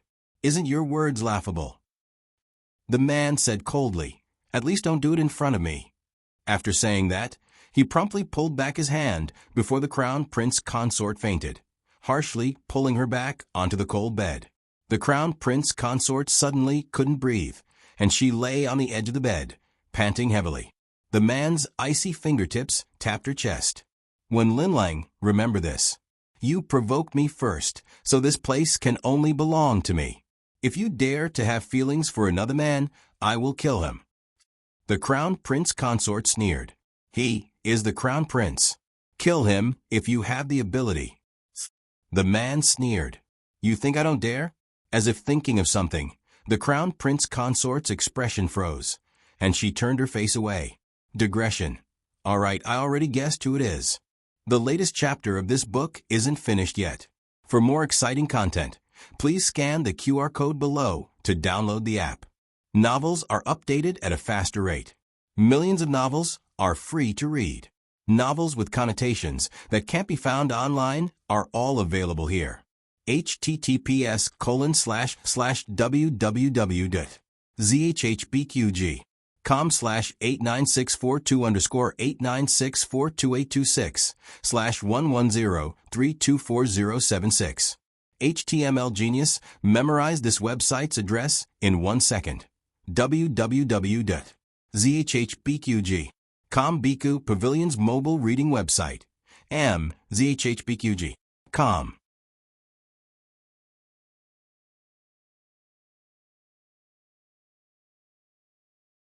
Chapter 423. The latest chapter of this book is not finished yet. For more exciting content, please scan the QR code below to download the app. Novels are updated faster. Millions of novels are free to read. Novels with content that can't be found on the internet are all available here. The man looked at her hand that was grabbing the corner of her clothes and sneered. What? You want to slap me again? Then you'd better use more force this time. Don't leave a palm print like last time. The crown prince came out of the imperial study with a pale face. He didn't look where he was going and almost bumped into someone. He was about to lose his temper when he found that it was King Ning. He couldn't tell what he was feeling and greeted him sullenly. Brother. King Ning smiled and said, What's wrong? You don't look happy. Did Imperial Father reprimand you, or Little Seven? The crown prince said bitterly. Father said that I didn't teach Little Chi well. What does that have to do with me? Who knows where that little fatty got the courage to run around the palace? King Ning laughed and patted him on the shoulder, saying, You are the crown prince and the elder brother. You are the role model for all the princes. It's inevitable that Father has high expectations for you. Don't worry. Father is just saying. He won't really blame you. As for Little Chi, he is at a naughty age. It's normal for him to get into trouble. Father loves him very much. He won't really blame him. These words were quite pleasing to hear. The crown prince wouldn't be jealous of Qin Chiu for taking away his father's favor. After all, Qin Chiu was his younger brother and there was a big age gap. Besides, King Ning was right. Father scolded him because he had higher expectations for him than the other princes. He sighed, But father still wants to punish little Qi. It's useless for me to plead. King Ning smiled and patted the crown prince on the shoulder, saying, "Go back to the Eastern Palace first. I'll talk to father." The crown prince opened his mouth. To be honest, he and King Ning weren't on the same side. King Ning was the biggest threat on his path to becoming the emperor.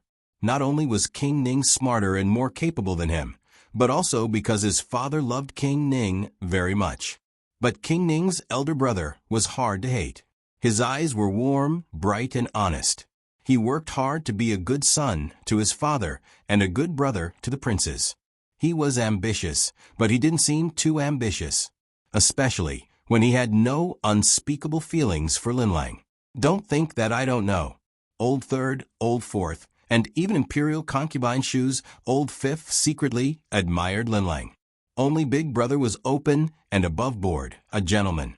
Thinking of this, the Crown Prince found Prince Ning much more pleasing to the eye. All right then, I'll leave little Qi's matter to you, eldest brother. Linlang is injured, so I have to go back and take care of her as soon as possible. He had just taken a few steps when Prince Ning suddenly called him, "Second brother." The Crown Prince turned around. "Is there anything else, Big Brother?" Prince Ning said, "Father has been very worried about the assessment of the 6 departments recently, and the cabinet is also arguing about it. I'm planning to go to the cabinet. Do you want to come with me?" The Crown Prince hesitated. As a Crown Prince of a country, he naturally knew that it was a good thing to participate in government affairs and share his father's burdens, but he was really worried about Lin Long's injuries. Prince Ning smiled. "Then why don't I tell father that I'll go alone? Would father be happy if he knew about this?" The Crown Prince muttered, "Father didn't mention this matter just now." Prince Ning smiled. "That's because I haven't reported it yet." Fine, he couldn't escape. The Crown Prince sighed. "Then I'll wait for Big Brother to go to the cabinet together." Prince Ning smiled. "All right." Seeing the two brothers get into the carriage intimately, Gu Jiao and Yuan Tang, who were behind the tree, stared blankly. Yuan Tang said, "No way? They didn't even fight? Does the Crown Prince think that he's not completely cuckolded enough?" Yuan Tang had already found out who the man who secretly met with the Crown Princess was. Not only because he recognized the other party's voice, but also because when the other party turned around to leave, he accidentally saw the other party's face clearly. His feelings at that time could only be described as extremely surprised. Gu Jiao made a sound of surprise. She was indeed very surprised. Yuan Tang said coldly, "I want to clear my name." Gu Jiao flatly refused. "No." "Why?" Yuan Tang asked. "Consort Rui Wang will die." Gu Jiao said, "She's the only person who can see you secretly meet with the Crown Princess. She's an important witness. Once you're cleared of the crime, Prince Ning won't keep her alive. You can't talk about morality with people like Prince Ning. Don't expect him to care about brotherhood." Yuan Tang snorted. "Do I have to be a scapegoat for the rest of my life?" Gu Jiao rolled her eyes. "How about you go and kill him?" Yuan Tang's mouth twitched fiercely. "Was he a watermelon? If I say I'll kill him, then I'll kill him. Also, this is your Zhao country's territory. If I assassinate your Zhao country's eldest son, how many heads do I have to chop off?" As if seeing his complaint, Gu Jiao spread her hands. "Didn't you even assassinate the emperor?" Yuan Tang clenched his fists. "That was just for show. How would I dare to kill your emperor? Do I want to die?" Gu Jiao squinted at him. "Is there any difference between colluding with the enemy's old concubine and seeking death?" Yuan Tang choked. Thinking of something, Yuan Tang smiled. How about you tell your Empress Dowager? Doesn't Empress Dowager Zhuang trust you very much? She won't not believe what you say, right?" Gu Jiao was silent. After a while, she said faintly, "Is her trust in me a reason for me to stab her in the heart with a knife?" Yuan Tang choked again. He forgot that Prince Ning's blood was the same as Empress Dowager Zhuang's. Prince Ning could betray many people, but he never betrayed Empress Dowager Zhuang. His filial piety to Empress Dowager Zhuang came from the bottom of his heart. Yuan Tang looked at Gu Jiao deeply. So what are your plans? I need to know whether we will be enemies or friends in the future. No wonder Yuan Tang asked this. Even Yuan Tang could see that Prince Ning would not hurt Gu Jiao. It was impossible for Prince Ning not to know that Gu Jiao had guessed the truth. He never wanted to kill Gu Jiao from the beginning. Yuan Tang thought of several reasons. First, Gu Jiao was Empress Dowager Zhuang's sweetheart. If he hurt Gu Jiao, Empress Dowager Zhuang would not let it go. Second, Prince Ning also needed Gu Jiao to treat Princess Ning's illness. Of course, this was based on the premise that Prince Ning had feelings for Princess Ning. Third, and the most important, Gu Jiao was an outsider. She didn't care about the War of the Princes at all. Even if Prince Ning made the crown prince a cuckold, what did it have to do with Gu Jiao? Since Prince Ning would not kill her, there was no need for her to be his enemy, right? Gu Jiao said lightly, I only do what I think is necessary. Yuan Tang was confused. What do you mean? Are you going to be Prince Ning's enemy or not? Gu Jiao looked at him. In fact, I should ask you this.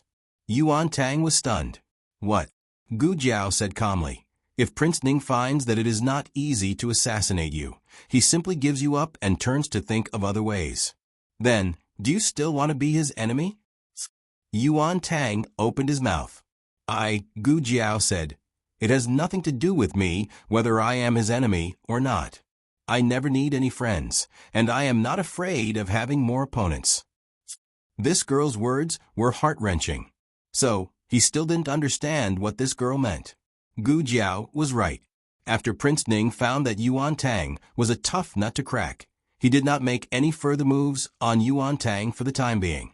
Although this matter was not made public, it was not easy to shut Rui Wang and his wife's mouths. Prince Ning had two better choices.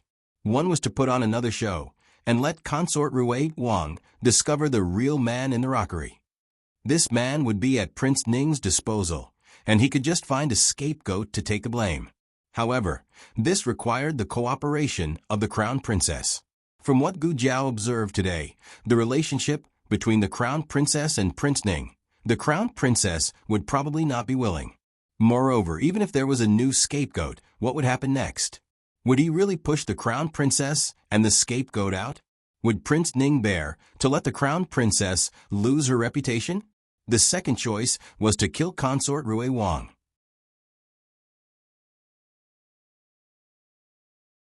Consort Rui Wang was an eyewitness, and so was Gu Jiao. However, Gu Jiao did not care about this matter. Unlike consort Rui Wang, who had a grudge against the Crown Princess, she would not easily let go of this opportunity to see the Crown Princess lose her reputation.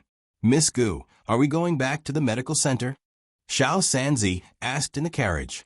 Let's go to Prince Ning's mansion. Gu Jiao said. Okay. Xiao Sanzi drove the carriage to Prince Ning's mansion.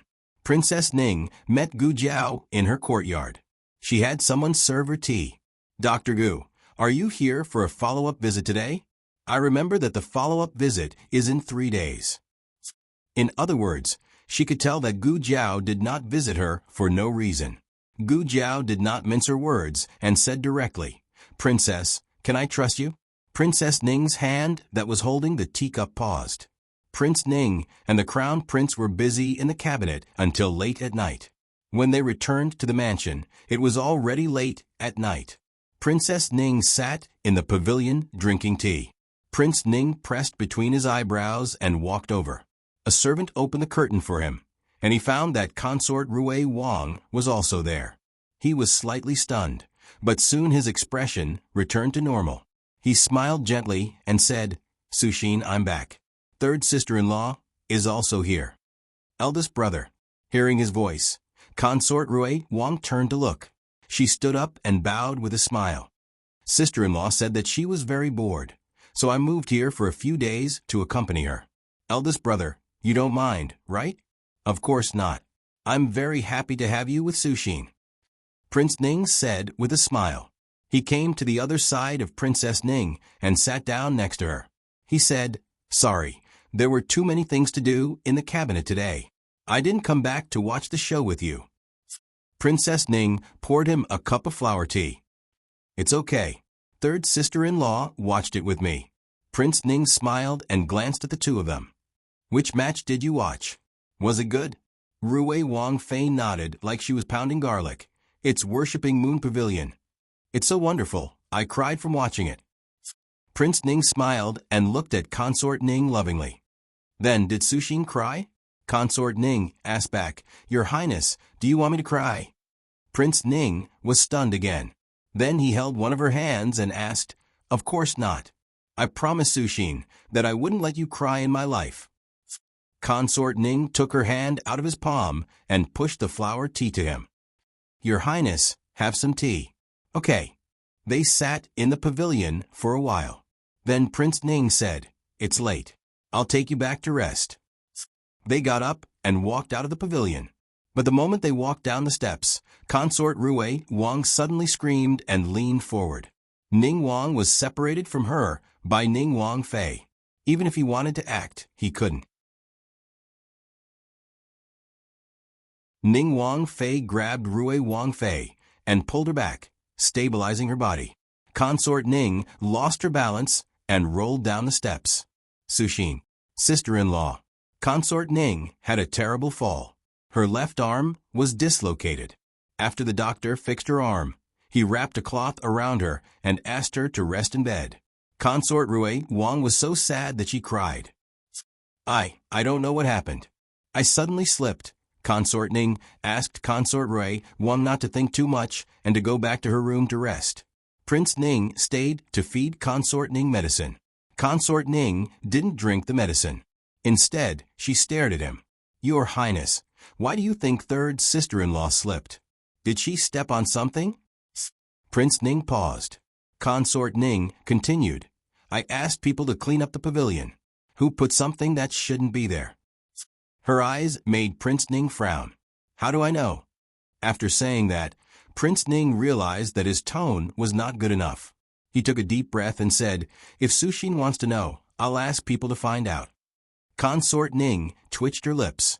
Your Highness, you'd better find out. Of course, Prince Ning found out. This kind of thing was not difficult for him. But the result of his investigation almost made his expression crack on the spot.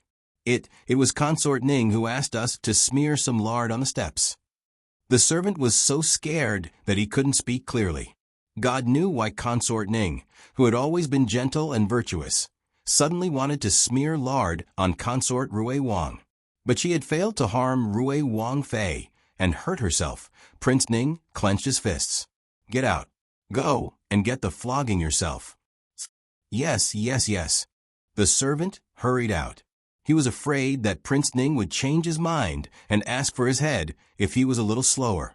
Although Consort Ning was hurt, her sleep was not affected. She slept until dawn. Consort Ruwei Wang had been up for a while. She went to Consort Ning's room. Prince Ning also came. He had something to say to Consort Ning, but he couldn't say anything since Consort Ruwei Wang was there. He took a deep look at Consort Ning and went to the cabinet to deal with official business. But he didn't expect that before he could sit in the cabinet, the housekeeper of the mansion came to report that Consort Ning was poisoned. Prince Ning choked on his breath and almost choked to death. Your Highness, in a moment. The Grand Secretary of the Imperial Cabinet walked over and was about to discuss something important with Prince Ning. However, Prince Ning stood up and left in a hurry without even looking at him. The Cabinet Secretary was speechless. When Prince Ning entered the room, Consort Ning was sitting on the bed and drinking medicine. Her face was very pale, but she looked careless. Prince Ning pinched his fingers expressionlessly. All of you leave. Yes, Your Highness. The servants hurried out. Prince Ning closed his eyes and took a few deep breaths. He came to the bed and sat down. He looked at her gently. Give it to me. Consort Ning handed him the bowl of medicine. Prince Ning tasted first. It was not cold or hot. Then he fed her a spoonful. It's aconite.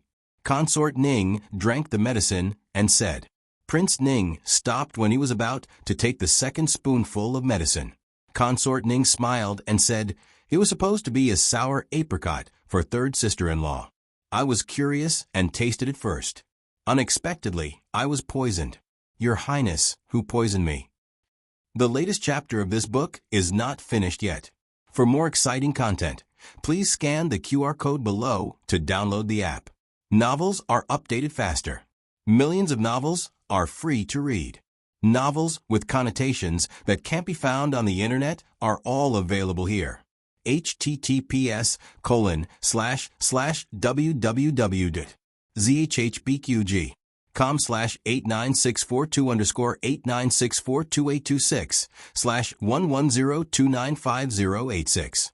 HTML Genius. Remember the website address in 1 second. www.zhbqg.com Biku Mobile Reading Website. zhbqg.com.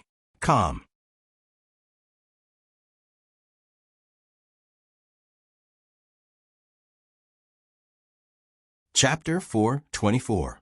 The latest chapter of this book is not finished. For more exciting content, please scan the QR code below to download the app. The novel is updated more quickly. Millions of novels are free to read. Novels with content that can't be found on the internet are all available here. Prince Ning threw the spoon back into the bowl and stared at her. His eyes were not as gentle as before. His eyes were heavy and deep. What do you want to do? Princess Ning raised her head and looked at him without blinking her almond eyes. She smiled and sneered. I don't want to do anything. I just want to tell your Highness that I don't care about those things of your Highness. But if anyone wants to kill Consort Rui Wang, they have to kill me first. Prince Ning's pupil shrank as if he had experienced a great shock. Even though he had developed the character of being calm even if Mount Tai collapsed, at this moment, he couldn't help but feel a touch of frost between his eyebrows. He clasped her wrist. Those things of mine? You should tell me clearly what those things of mine are. The medicine is cold. Princess Ning smiled and naturally broke away from Prince Ning's hand. She took the medicine bowl from his hand. She had always been afraid of bitterness, but she drank it all in one breath. Not a drop was left. She handed the empty bowl to Prince Ning. Your Highness, please put it down for me. Prince Ning took a deep look at her. Coldness, complexity, and anger flashed in his eyes. But in the end, he suppressed them all. He took the medicine bowl and put it on the table. He calmed down and said softly, have a good rest. I'll ask someone to send third sister-in-law back. Princess Ning said indifferently, I heard that aconite is not as toxic as arsenic. I don't know. I haven't tried it. Prince Ning had already stood up and walked out. Hearing this, he suddenly turned around and looked at Princess Ning. Enough, Chuyu. I won't hurt her. Chu-yu was Princess Ning's name. Sushin was her name. After the wedding, he had never called her name directly. Princess Ning was stunned and smiled. Your Highness, you'd better remember your words. Prince Ning came out of Princess Ning's yard with an extremely cold look. His henchman followed him and said to Prince Ning, Master, are you really going to send Consort Rui Wang back? Do you want? As he spoke, he made a throat-slitting gesture. Ning Wang looked at him coldly. Who gave you the guts to do this? The trusted aide was stunned. Didn't your Highness say that the Chun nation's hostages can't do anything about it? Otherwise, we might as well. King Ning's eyes were cold as he said, What do you mean? Since when are you in charge of this prince's affairs? The trusted aide cupped his hands and bowed. This subordinate dares not. Prince Ning put his hands behind his back and looked at the autumn scenery in the garden. He said lightly, Send Consort Rui Wang back. Don't hurt her.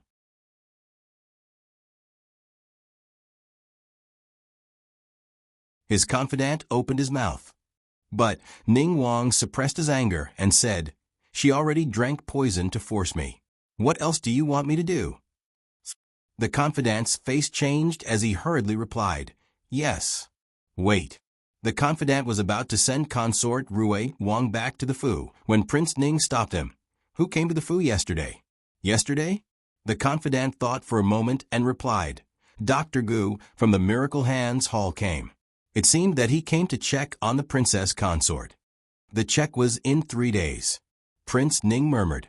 His eyes were deep as he said, When did Dr. Gu come?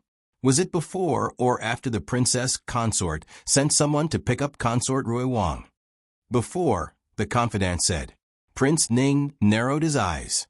3 days later, Prince Ning caught someone and brought him to Rui Wang's fu. The crown prince also appeared with him. The crown prince was confused. Eldest brother, why did you call me to Rui Wang's fu? Prince Ning said, there are some things that I need to explain to third brother and third sister-in-law in front of you. The crown prince asked, what is it? Prince Ning said, you'll know in a moment. Rui Wang and his wife were also surprised. Why would the crown prince lower himself to visit Rui Wang's fu? When Prince Ning ordered his subordinates to bring a man with his hands tied behind his back into Rui Wang's courtyard, they all widened their eyes.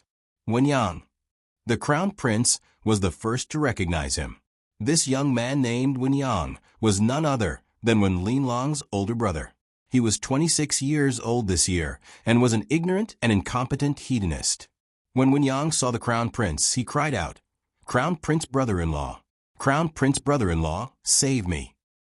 The crown prince asked in confusion, eldest brother, why did you catch Wen Yang? To be honest, Wen Yang's reputation wasn't very good. The crown princess usually didn't allow the crown prince to interact with her family, so the crown prince could only turn a blind eye.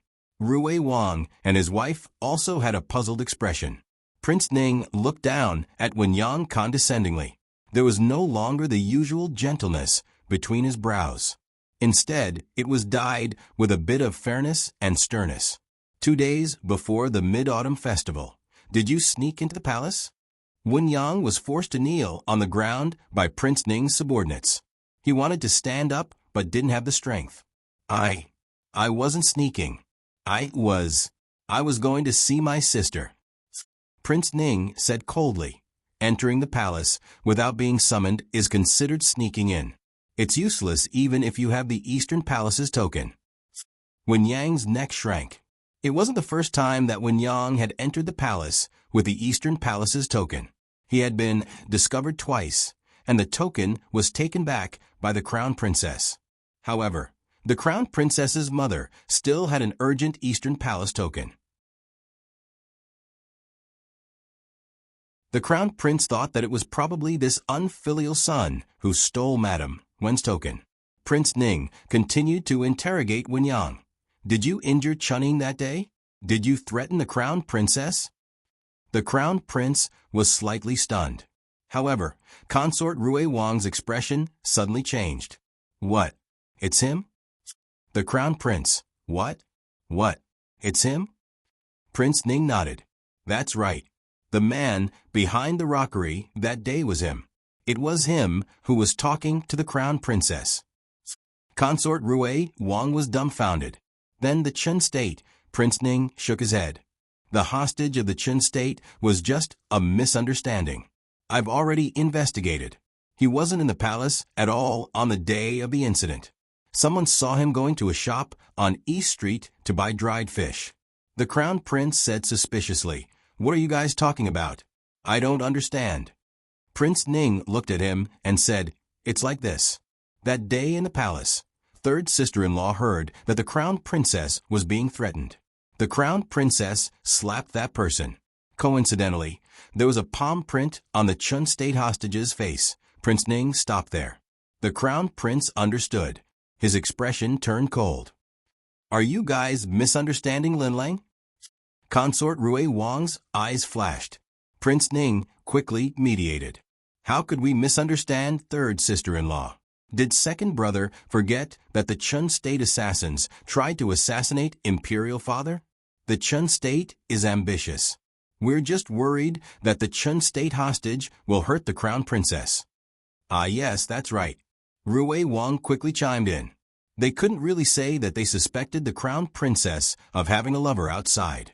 Moreover, from the current evidence, the crown princess seemed to be wrongly accused. Only then did the crown prince's expression turn better. Prince Ning continued to interrogate Wen Yang. What did you threaten the crown princess that day? You better confess honestly. Otherwise, even if you're the crown princess' biological brother, this prince still won't let you off. Although Wen Yang was the crown prince's brother-in-law, Wen Linlang was the most important in the Crown Prince's heart. Whoever hurt her would be at odds with him. The Crown Prince looked at Wen Yang coldly. What did you say to Linlang? How did you threaten her? Wen Yang lowered his head and said in a trembling voice, I was just a little short on money. I asked her for some money. She refused to give it to me. So I threatened her and said if she didn't give it to me, I would make a fuss in the capital and let the entire capital know that she was mean to her biological brother, disloyal, unfilial, and heartless. Prince Ning frowned and said, That's it? Then why did she hit you? Wen Yang muttered, I only said one sentence to her. The Crown Prince's face turned ashen. What did you say to Linlang? Wen Yang cleared his throat and braced himself. I said that she's so heartless. Serves her right that she can't give birth to a child. These words were really heartrending. Not to mention that when Linlang would slap him, even the Crown Prince wished that he could slap him a few times. Looking at the Crown Prince's expression that was gradually turning cold and stern, Wen Yang's body trembled. Suddenly, he didn't know where he got the strength from, but he actually broke free from Prince Ning's restraint and pounced over to hug the Crown Prince's leg. I was blinded by lard that day and drank some wine. I spoke without thinking. Brother-in-law Crown Prince, please forgive me this time. I won't dare to do it again. I'm Linlang's biological brother. Please forgive me. Please give me a chance to turn over a new leaf. Consort Rui Wang suddenly spoke. Then why did you knock Chunying unconscious?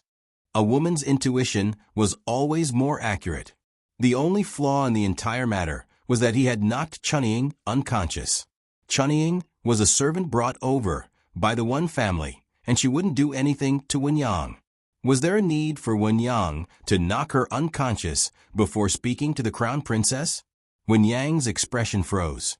Prince Ning rubbed the jade ring on his thumb. Wen Yang let go of the Crown Prince's leg and said shamefully, I drank a little too much and was a little unruly to Chunying. That girl didn't listen to me. So, I hit her. I didn't expect her to faint. The Crown Prince was unable to restrain his anger. You even dared to touch a female official of the Eastern Palace. I think you don't want to live anymore. Wen Yang knelt on the ground and fiercely slapped himself. I'm foolish. I deserve to die. Brother-in-law Crown Prince, scold me. Why don't you give me a good beating? I won't dare to do it again in the future. Everyone was familiar with Wen Yang's conduct. They originally thought that the one family would restrain themselves after the collapse of the cable bridge. It seemed that they had thought too much. Boring. Consort Rui Wang pursed her lips. She thought that she had caught evidence of Wen Linlang's adultery. Who would have thought that it was just a dispute between siblings? It did affect Wen Linlang, but it was pitifully small. After all, the entire capital knew that her family was unreliable. Prince Ning took in Consort Rui Wang's expression. He picked up the teacup on the table and lightly took a sip.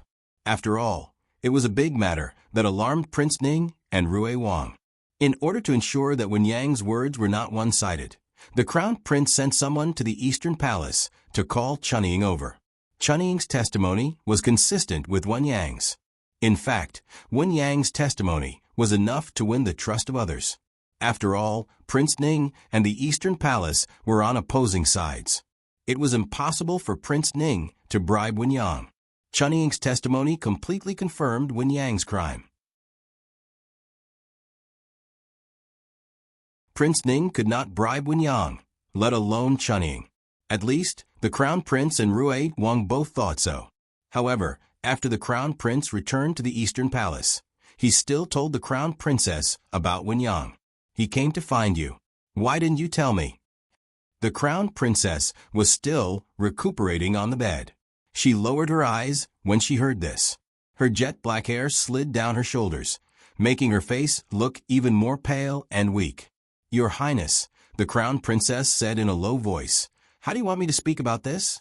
It's already embarrassing for me to have such an elder brother. If I were to speak about this, would I embarrass your Highness?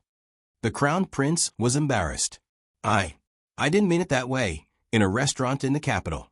Wen Yang poured a cup of wine for Prince Ning and said with a smile, "Your eldest highness, my acting today was not bad, right?" Two of Prince Ning's trusted imperial guards stood behind him. Beside the imperial guards was Chunying, who had a tense expression. Prince Ning glanced at Wen Yang with a smile and hooked his finger at the two imperial guards. The two of them carried a small chest from another room and placed it on the table. When they opened it, it was filled with gold. Wen Yang's eyes widened. This is really for me?" Prince Ning smiled. "Isn't young master when a little tight on money? Consider this as my thanks to you." No need to be so polite." Wen Yang smiled as he took the chest into his arms. He picked up a gold bar and bit it. Really, real gold. Wen Yang smiled even more brilliantly. "Your eldest highness, you're such a good person. You're much better than my stingy brother-in-law. If my sister had married you back then." Halfway through his words, he remembered that when Linlang could not marry back then, his sister had been engaged to the young duke since she was young. Before the young duke passed away, Prince Ning had already married the Chu family's daughter. With his sister's looks, it was impossible for her to be a concubine. Moreover, the crown princess was not bad. Wen Yang said, "When my sister becomes the empress in the future, I will be the imperial uncle. I will definitely repay your eldest highness well." Prince Ning looked at him with a smile that was not a smile. "Aren't you going to ask why I asked you to act in this scene?" Wen Yang said indifferently, "Didn't you say you were helping my sister out?" Prince Ning smiled and nodded. "Yes, I was helping Linling out." Wen Yang did not ask about helping her out. He did not care and did not care. Wen Yang waved his hand. In the next second, he sat up straight and looked at Prince Ning. He stuttered, Linling." Prince Ning smiled. "Yes, Linling." Wen Yang's smile gradually froze. "Your eldest highness, to my sister." Prince Ning looked at the chest in his arms and smiled warmly. "Is there enough gold? If not, I still have more." Wen Yang shut his mouth. Coming out of the restaurant, Wen Yang drunkenly patted Ning Wang's shoulder. Your highness, don't worry. I will definitely not tell anyone. I am a person who values loyalty the most. From today onwards, you are my friend." Prince Ning smiled warmly and said, "Okay." Wen Yang stumbled into the alley where his carriage was parked.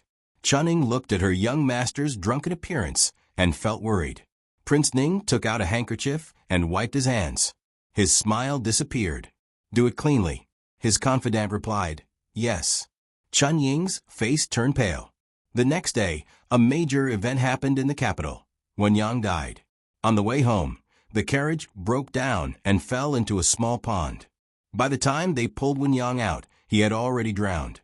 The capital government launched an investigation into this matter. The result of the investigation was an accident. Wen Yang's coachman did not see the stones on the road clearly and broke the wheels of the carriage. He and Wen Yang both fell into the water. The coachman swam up with all his might. However, Wen Yang was drunk and was not so lucky. However, some people suspected that it was not an accident. In the tea house, many people were discussing this matter. It is said that the crown prince killed him. A young man said, "The latest chapter of this book is not finished yet. For more exciting content, please scan the QR code below to download the app. Novels are updated even faster. Millions of novels are free to read. Novels with connotations that cannot be found online are all available here. https://www.zhbqg.com/89642_8964226/110267397. HTML Genius memorized this website's address in 1 second. www.zhbqg.com Biku Pavilion Mobile Reading Website. zhbqg.com.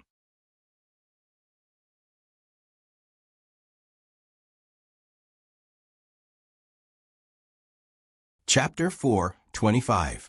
The latest chapter of this book is not finished yet. For more exciting content, please scan the QR code below to download the app. Novels are updated even faster. Millions of novels are free to read. Novels with connotations that can't be found online are all available here. The middle-aged man at the side said, "What? The Crown Prince? Wen Yang is his brother-in-law. Why would he kill him?" The young man chuckled and said, "You don't know. The Crown Prince consort has always disliked the actions of her maternal family and almost cut off all contact with them. Do you still remember the broken cable bridge on the first day of the new year? It was the one family who used the Crown Prince consort as an excuse to seal the bridge and road. This caused the people offering incense to have nowhere to go and could only squeeze onto the cable bridge. In the end, the bridge broke." Another scholar said, "I remember this matter. His Majesty also punished the Crown Prince consort." The young man said, "That's right." After that, the Crown Prince consort cut off all contact with her maternal family. But who told this Wen Yang to be so stubborn? He actually went to the imperial palace to ask the Crown Prince consort for money. When he failed, he even scolded the Crown Prince consort as a hen that can't lay eggs. The original words were not like this, but it became very harsh as it spread among the people. In a fit of anger, the Crown Prince killed Wen Yang. The young man made a throat-slitting gesture. Gu Jiao heard this news at the medical center. The second boss was gossiping with her. "Everyone says it's the Crown Prince," the second boss said. He had won a place in the Chamber of Commerce to cooperate with the major shops and firmly stepped on Rejuvenation Hall. While he was elated, he walked with wind, let alone speak. Gu Jiao made an "oh" sound and did not speak. "Do you think so?" The second boss continued to gossip. Of course not. Based on her understanding of the Crown Prince, he would not do something like killing his brother-in-law. Who the murderer was obvious. It was really an eye-opener for Ning Wang to think of such a roundabout way to save the country. That's right. It was not easy to find a lover with status, but wasn't there a readily available older brother with blood relations? Similarly, a shameful and good-for-nothing brother could be used as a scapegoat. However, Gu Jiao did not expect Ning Wang to be so ruthless. In any case, he was Wen Linlong's older brother. He actually killed him just like that. This ruthlessness and decisiveness was somewhat similar to the rumored former emperor. Even if the Crown Prince cultivated for another 8 to 10 years, he still wouldn't be as decisive as Prince Ning. If such a person was born in a chaotic world, he would definitely be an overlord. Aya, the second boss. "Miss Gu." "Oh no, oh no." As the two of them were talking, shopkeeper Wang rushed in, sweating profusely.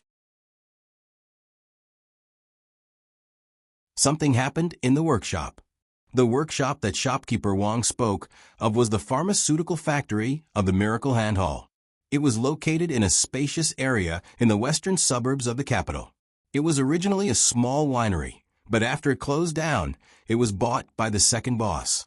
The largest production line was the Golden Sore Medicine, which took up 2 courtyards. The second largest production line was the Vanishing Cream and some tonics, which each took up 1 courtyard. By the time Gu Jiao and the second boss arrived at the scene, the fire had already been brought under control, but the stock of Golden Sore Medicine had also been burned out. "Aya, that's over 1,000 bottles of Jinchuang ointment. We have to deliver the goods at the end of the month." Shopkeeper Wang said bitterly. "Are there any casualties?" This was Gu Jiao's first question.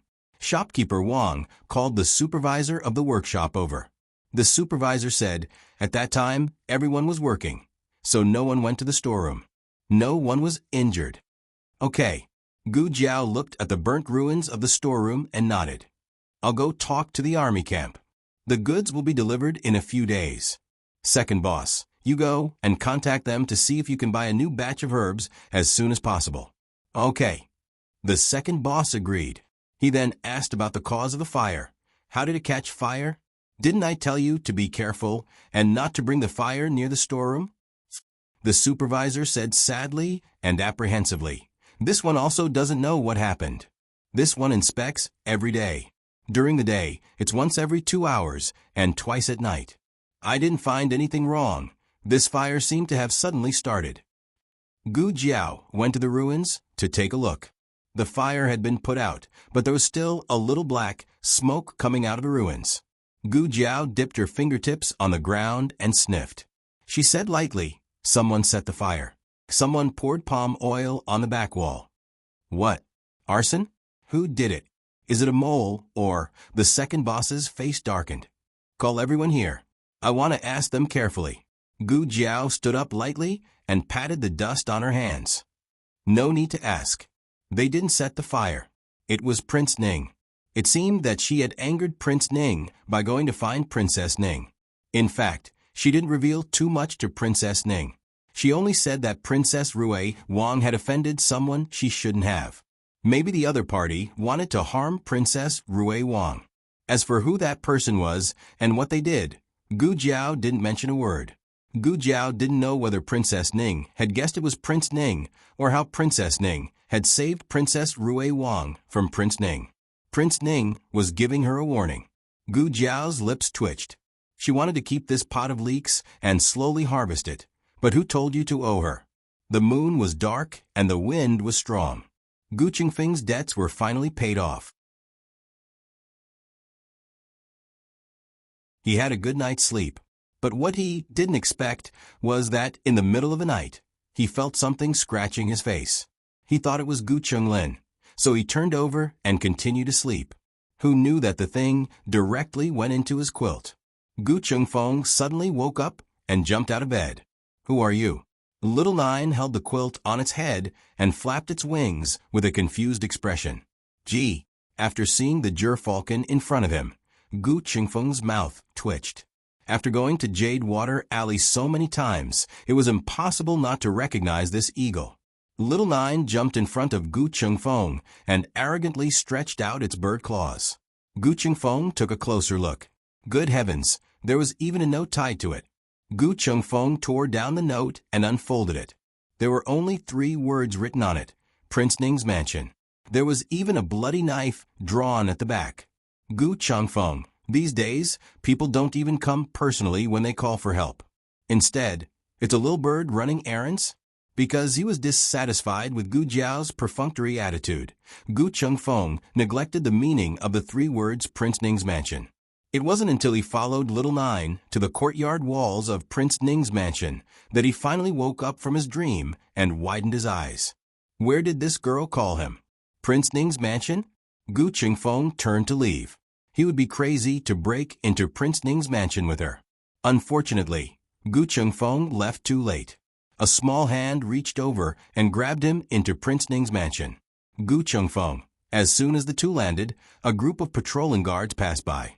Gu Qingfeng hurriedly used Qinggong to hide behind a large tree with her. When the guards were far away, Gu Qingfeng angrily looked at Gu Jiao. "What's going on this time? Why did you come to Prince Ning's mansion?" Prince Ning's mansion was the largest prince's mansion in the capital. Although there were no dragon shadow guards, it was heavily guarded and not easy to break in. "There are mechanisms, do you understand?" He gritted his teeth. Gu Jiao, oh. Gu Qingfeng closed his eyes. He really wanted to die. After a while, he finally calmed down. "You still haven't answered my question. Why did you come to Prince Ning's mansion?" Gu Jiao said righteously, "To rob." Gu Qingfeng coldly looked at her dark clothes. "Are you sure it's not a robbery?" Gu Jiao said, "More or less." "How did Prince Ning offend you?" Gu Qingfeng knew this girl too well.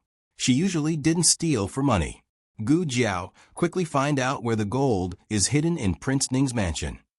Gu Qingfeng, is it really good to slap his face so quickly? Prince Ning was a very rich prince. Gu Qingfeng used his excellent skills to find Prince Ning's little treasury without any effort. "How much do you want?" Gu Qingfeng asked. "How much can the two of us take?" Gu Jiao took out 2 big sacks from the small basket. "Empty it." Gu Qingfeng. In the end, the two carried 2 sacks full of gold bars out of Prince Ning's mansion. There was still a piece of gold bar that couldn't fit, so Little Nine carried it back. The 2 people and 1 bird successfully emptied Prince Ning's little treasury. Prince Ning found out about this in the afternoon of the second day. He had just come out of the palace when he saw his trusted guard rushing over. "Master, the treasury was stolen." "Which treasury?" Prince Ning's mansion had several treasuries, including his and Princess Consort Ning's. The trusted guard braced himself and said, "Your little treasury." Prince Ning frowned. He clenched his fists and asked, "How much was stolen?" The trusted guard said guiltily, All of it." Prince Ning's eyes darkened. "The prince's mansion is heavily guarded. How could so much gold be moved out? Not to mention there are traps. Is it because the person is dead, or the traps can't be moved?" The trusted guard lowered his voice and said, "Neither." The trusted guard was also wronged. The mansion's guards had been patrolling as usual. There were no accidents, and the traps were operating normally. Who knew how Prince Ning's little treasury was stolen? Prince Ning felt that this matter was not simple. Compared to who had the ability to empty his treasury, he should be more concerned about who had the guts to touch his treasury. He was the eldest son of the emperor. Not only did he have the emperor's favor, but he also had the Empress Dowager's favor and the support of the Zhuang family. Even Empress Xiao and the Crown Prince did not dare to touch him easily. Somehow, a slender figure suddenly flashed in Prince Ning's mind. Could it be her? His reason told him that it was not possible. After all, even if she had the favor of the Empress Dowager and the Emperor, she was an outsider and a woman. The trusted guard asked, "Master, should we report it to the government?" Prince Ning's eyes were cold. "Do you want to kill me?" The trusted guard lowered his head. "I don't dare. There was so much gold. If he really reported it to the government, he would be the one who would be investigated." Prince Ning narrowed his eyes. "Very good. This silent loss is really too good to swallow." Prince Ning went to the medical center after all. Today, a worker at the medicine table asked for leave. Little Jiang Li and another worker were too busy. Gu Jiao also came to help. She had just finished fetching medicine for a patient when she saw Prince Ning appear in the hall with a noble aura. Prince Ning's appearance and temperament were the most outstanding among the princes. He had the temperament of an emperor and also the appearance of a city. His every movement was noble and unparalleled. The hall was silent for a moment because of his appearance. Except for Gu Jiao, no one knew his identity. But the noble aura that came from his bones still made everyone hold their breath. "This is for San Qian," Gu Jiao told little Jiang Li and slowly walked over. Prince Ning was standing in front of the counter. Behind the counter was Shopkeeper Wang. Shopkeeper Wang was already stunned by Prince Ning's appearance and temperament. He did not say anything for a long time. Prince Ning spoke first. Of course, he was not talking to Shopkeeper Wang, but to Gu Jiao. "Dr. Gu, what's the matter?" Gu Jiao asked. Prince Ning smiled and said, "It's nothing important. I just happened to pass by and wanted to ask about Sushin's condition. I heard that Dr. Gu has already gone to check on Sushin." Gu Jiao said frankly, "Ah, yes. It's not a big problem for the time being. She just needs to continue taking her medicine." Although Gu Jiao's acting skills were unsightly, there was one thing that she never felt guilty about.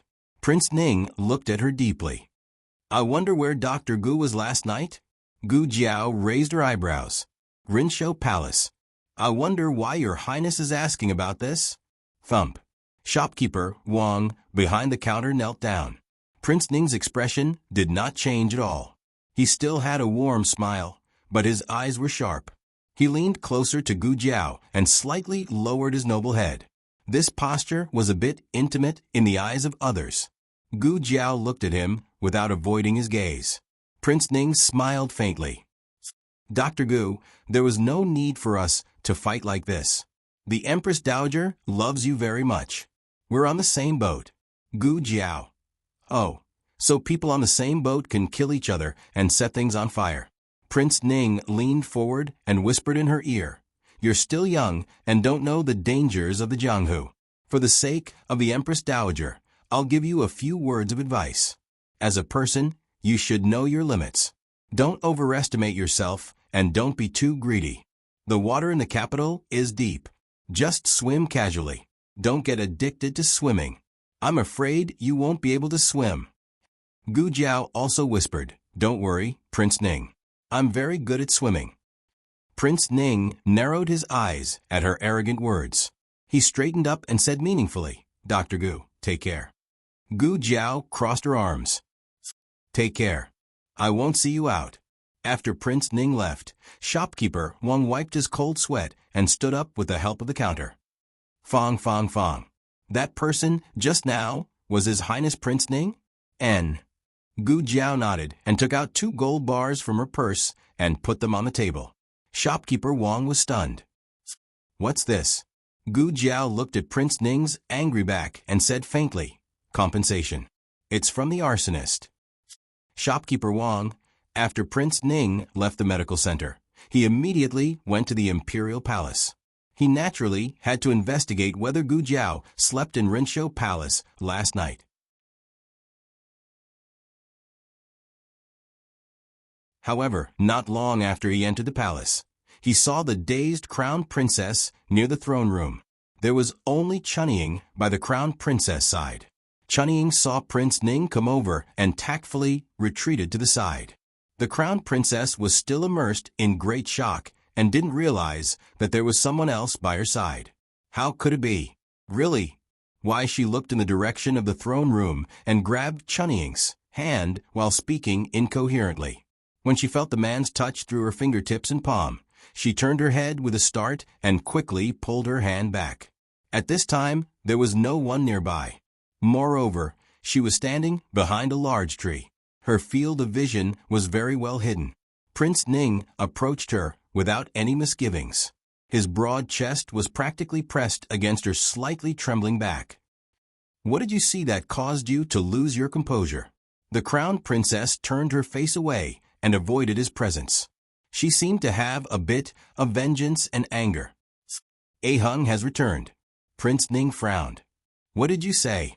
The crown princess faintly turned around and looked at him with a mocking expression. A Hung has returned. The Xiao Hung that you killed has returned. The newest chapter of this book is not finished yet. For more exciting content, please scan the QR code below to download the app. Novels are updated even faster. Millions of novels are free to read. Novels that can't be found online are all available here. https://www.zhpqg.com/89642_8964226/110241380. HTML Genius memorized this website's address in 1 second. www.zhpqg.com Biku Pavilion's mobile reading website. zhpqg.com. You're tuning in to the Echo Reads YouTube channel. Don't forget to subscribe and join us on this journey to catch the most captivating stories.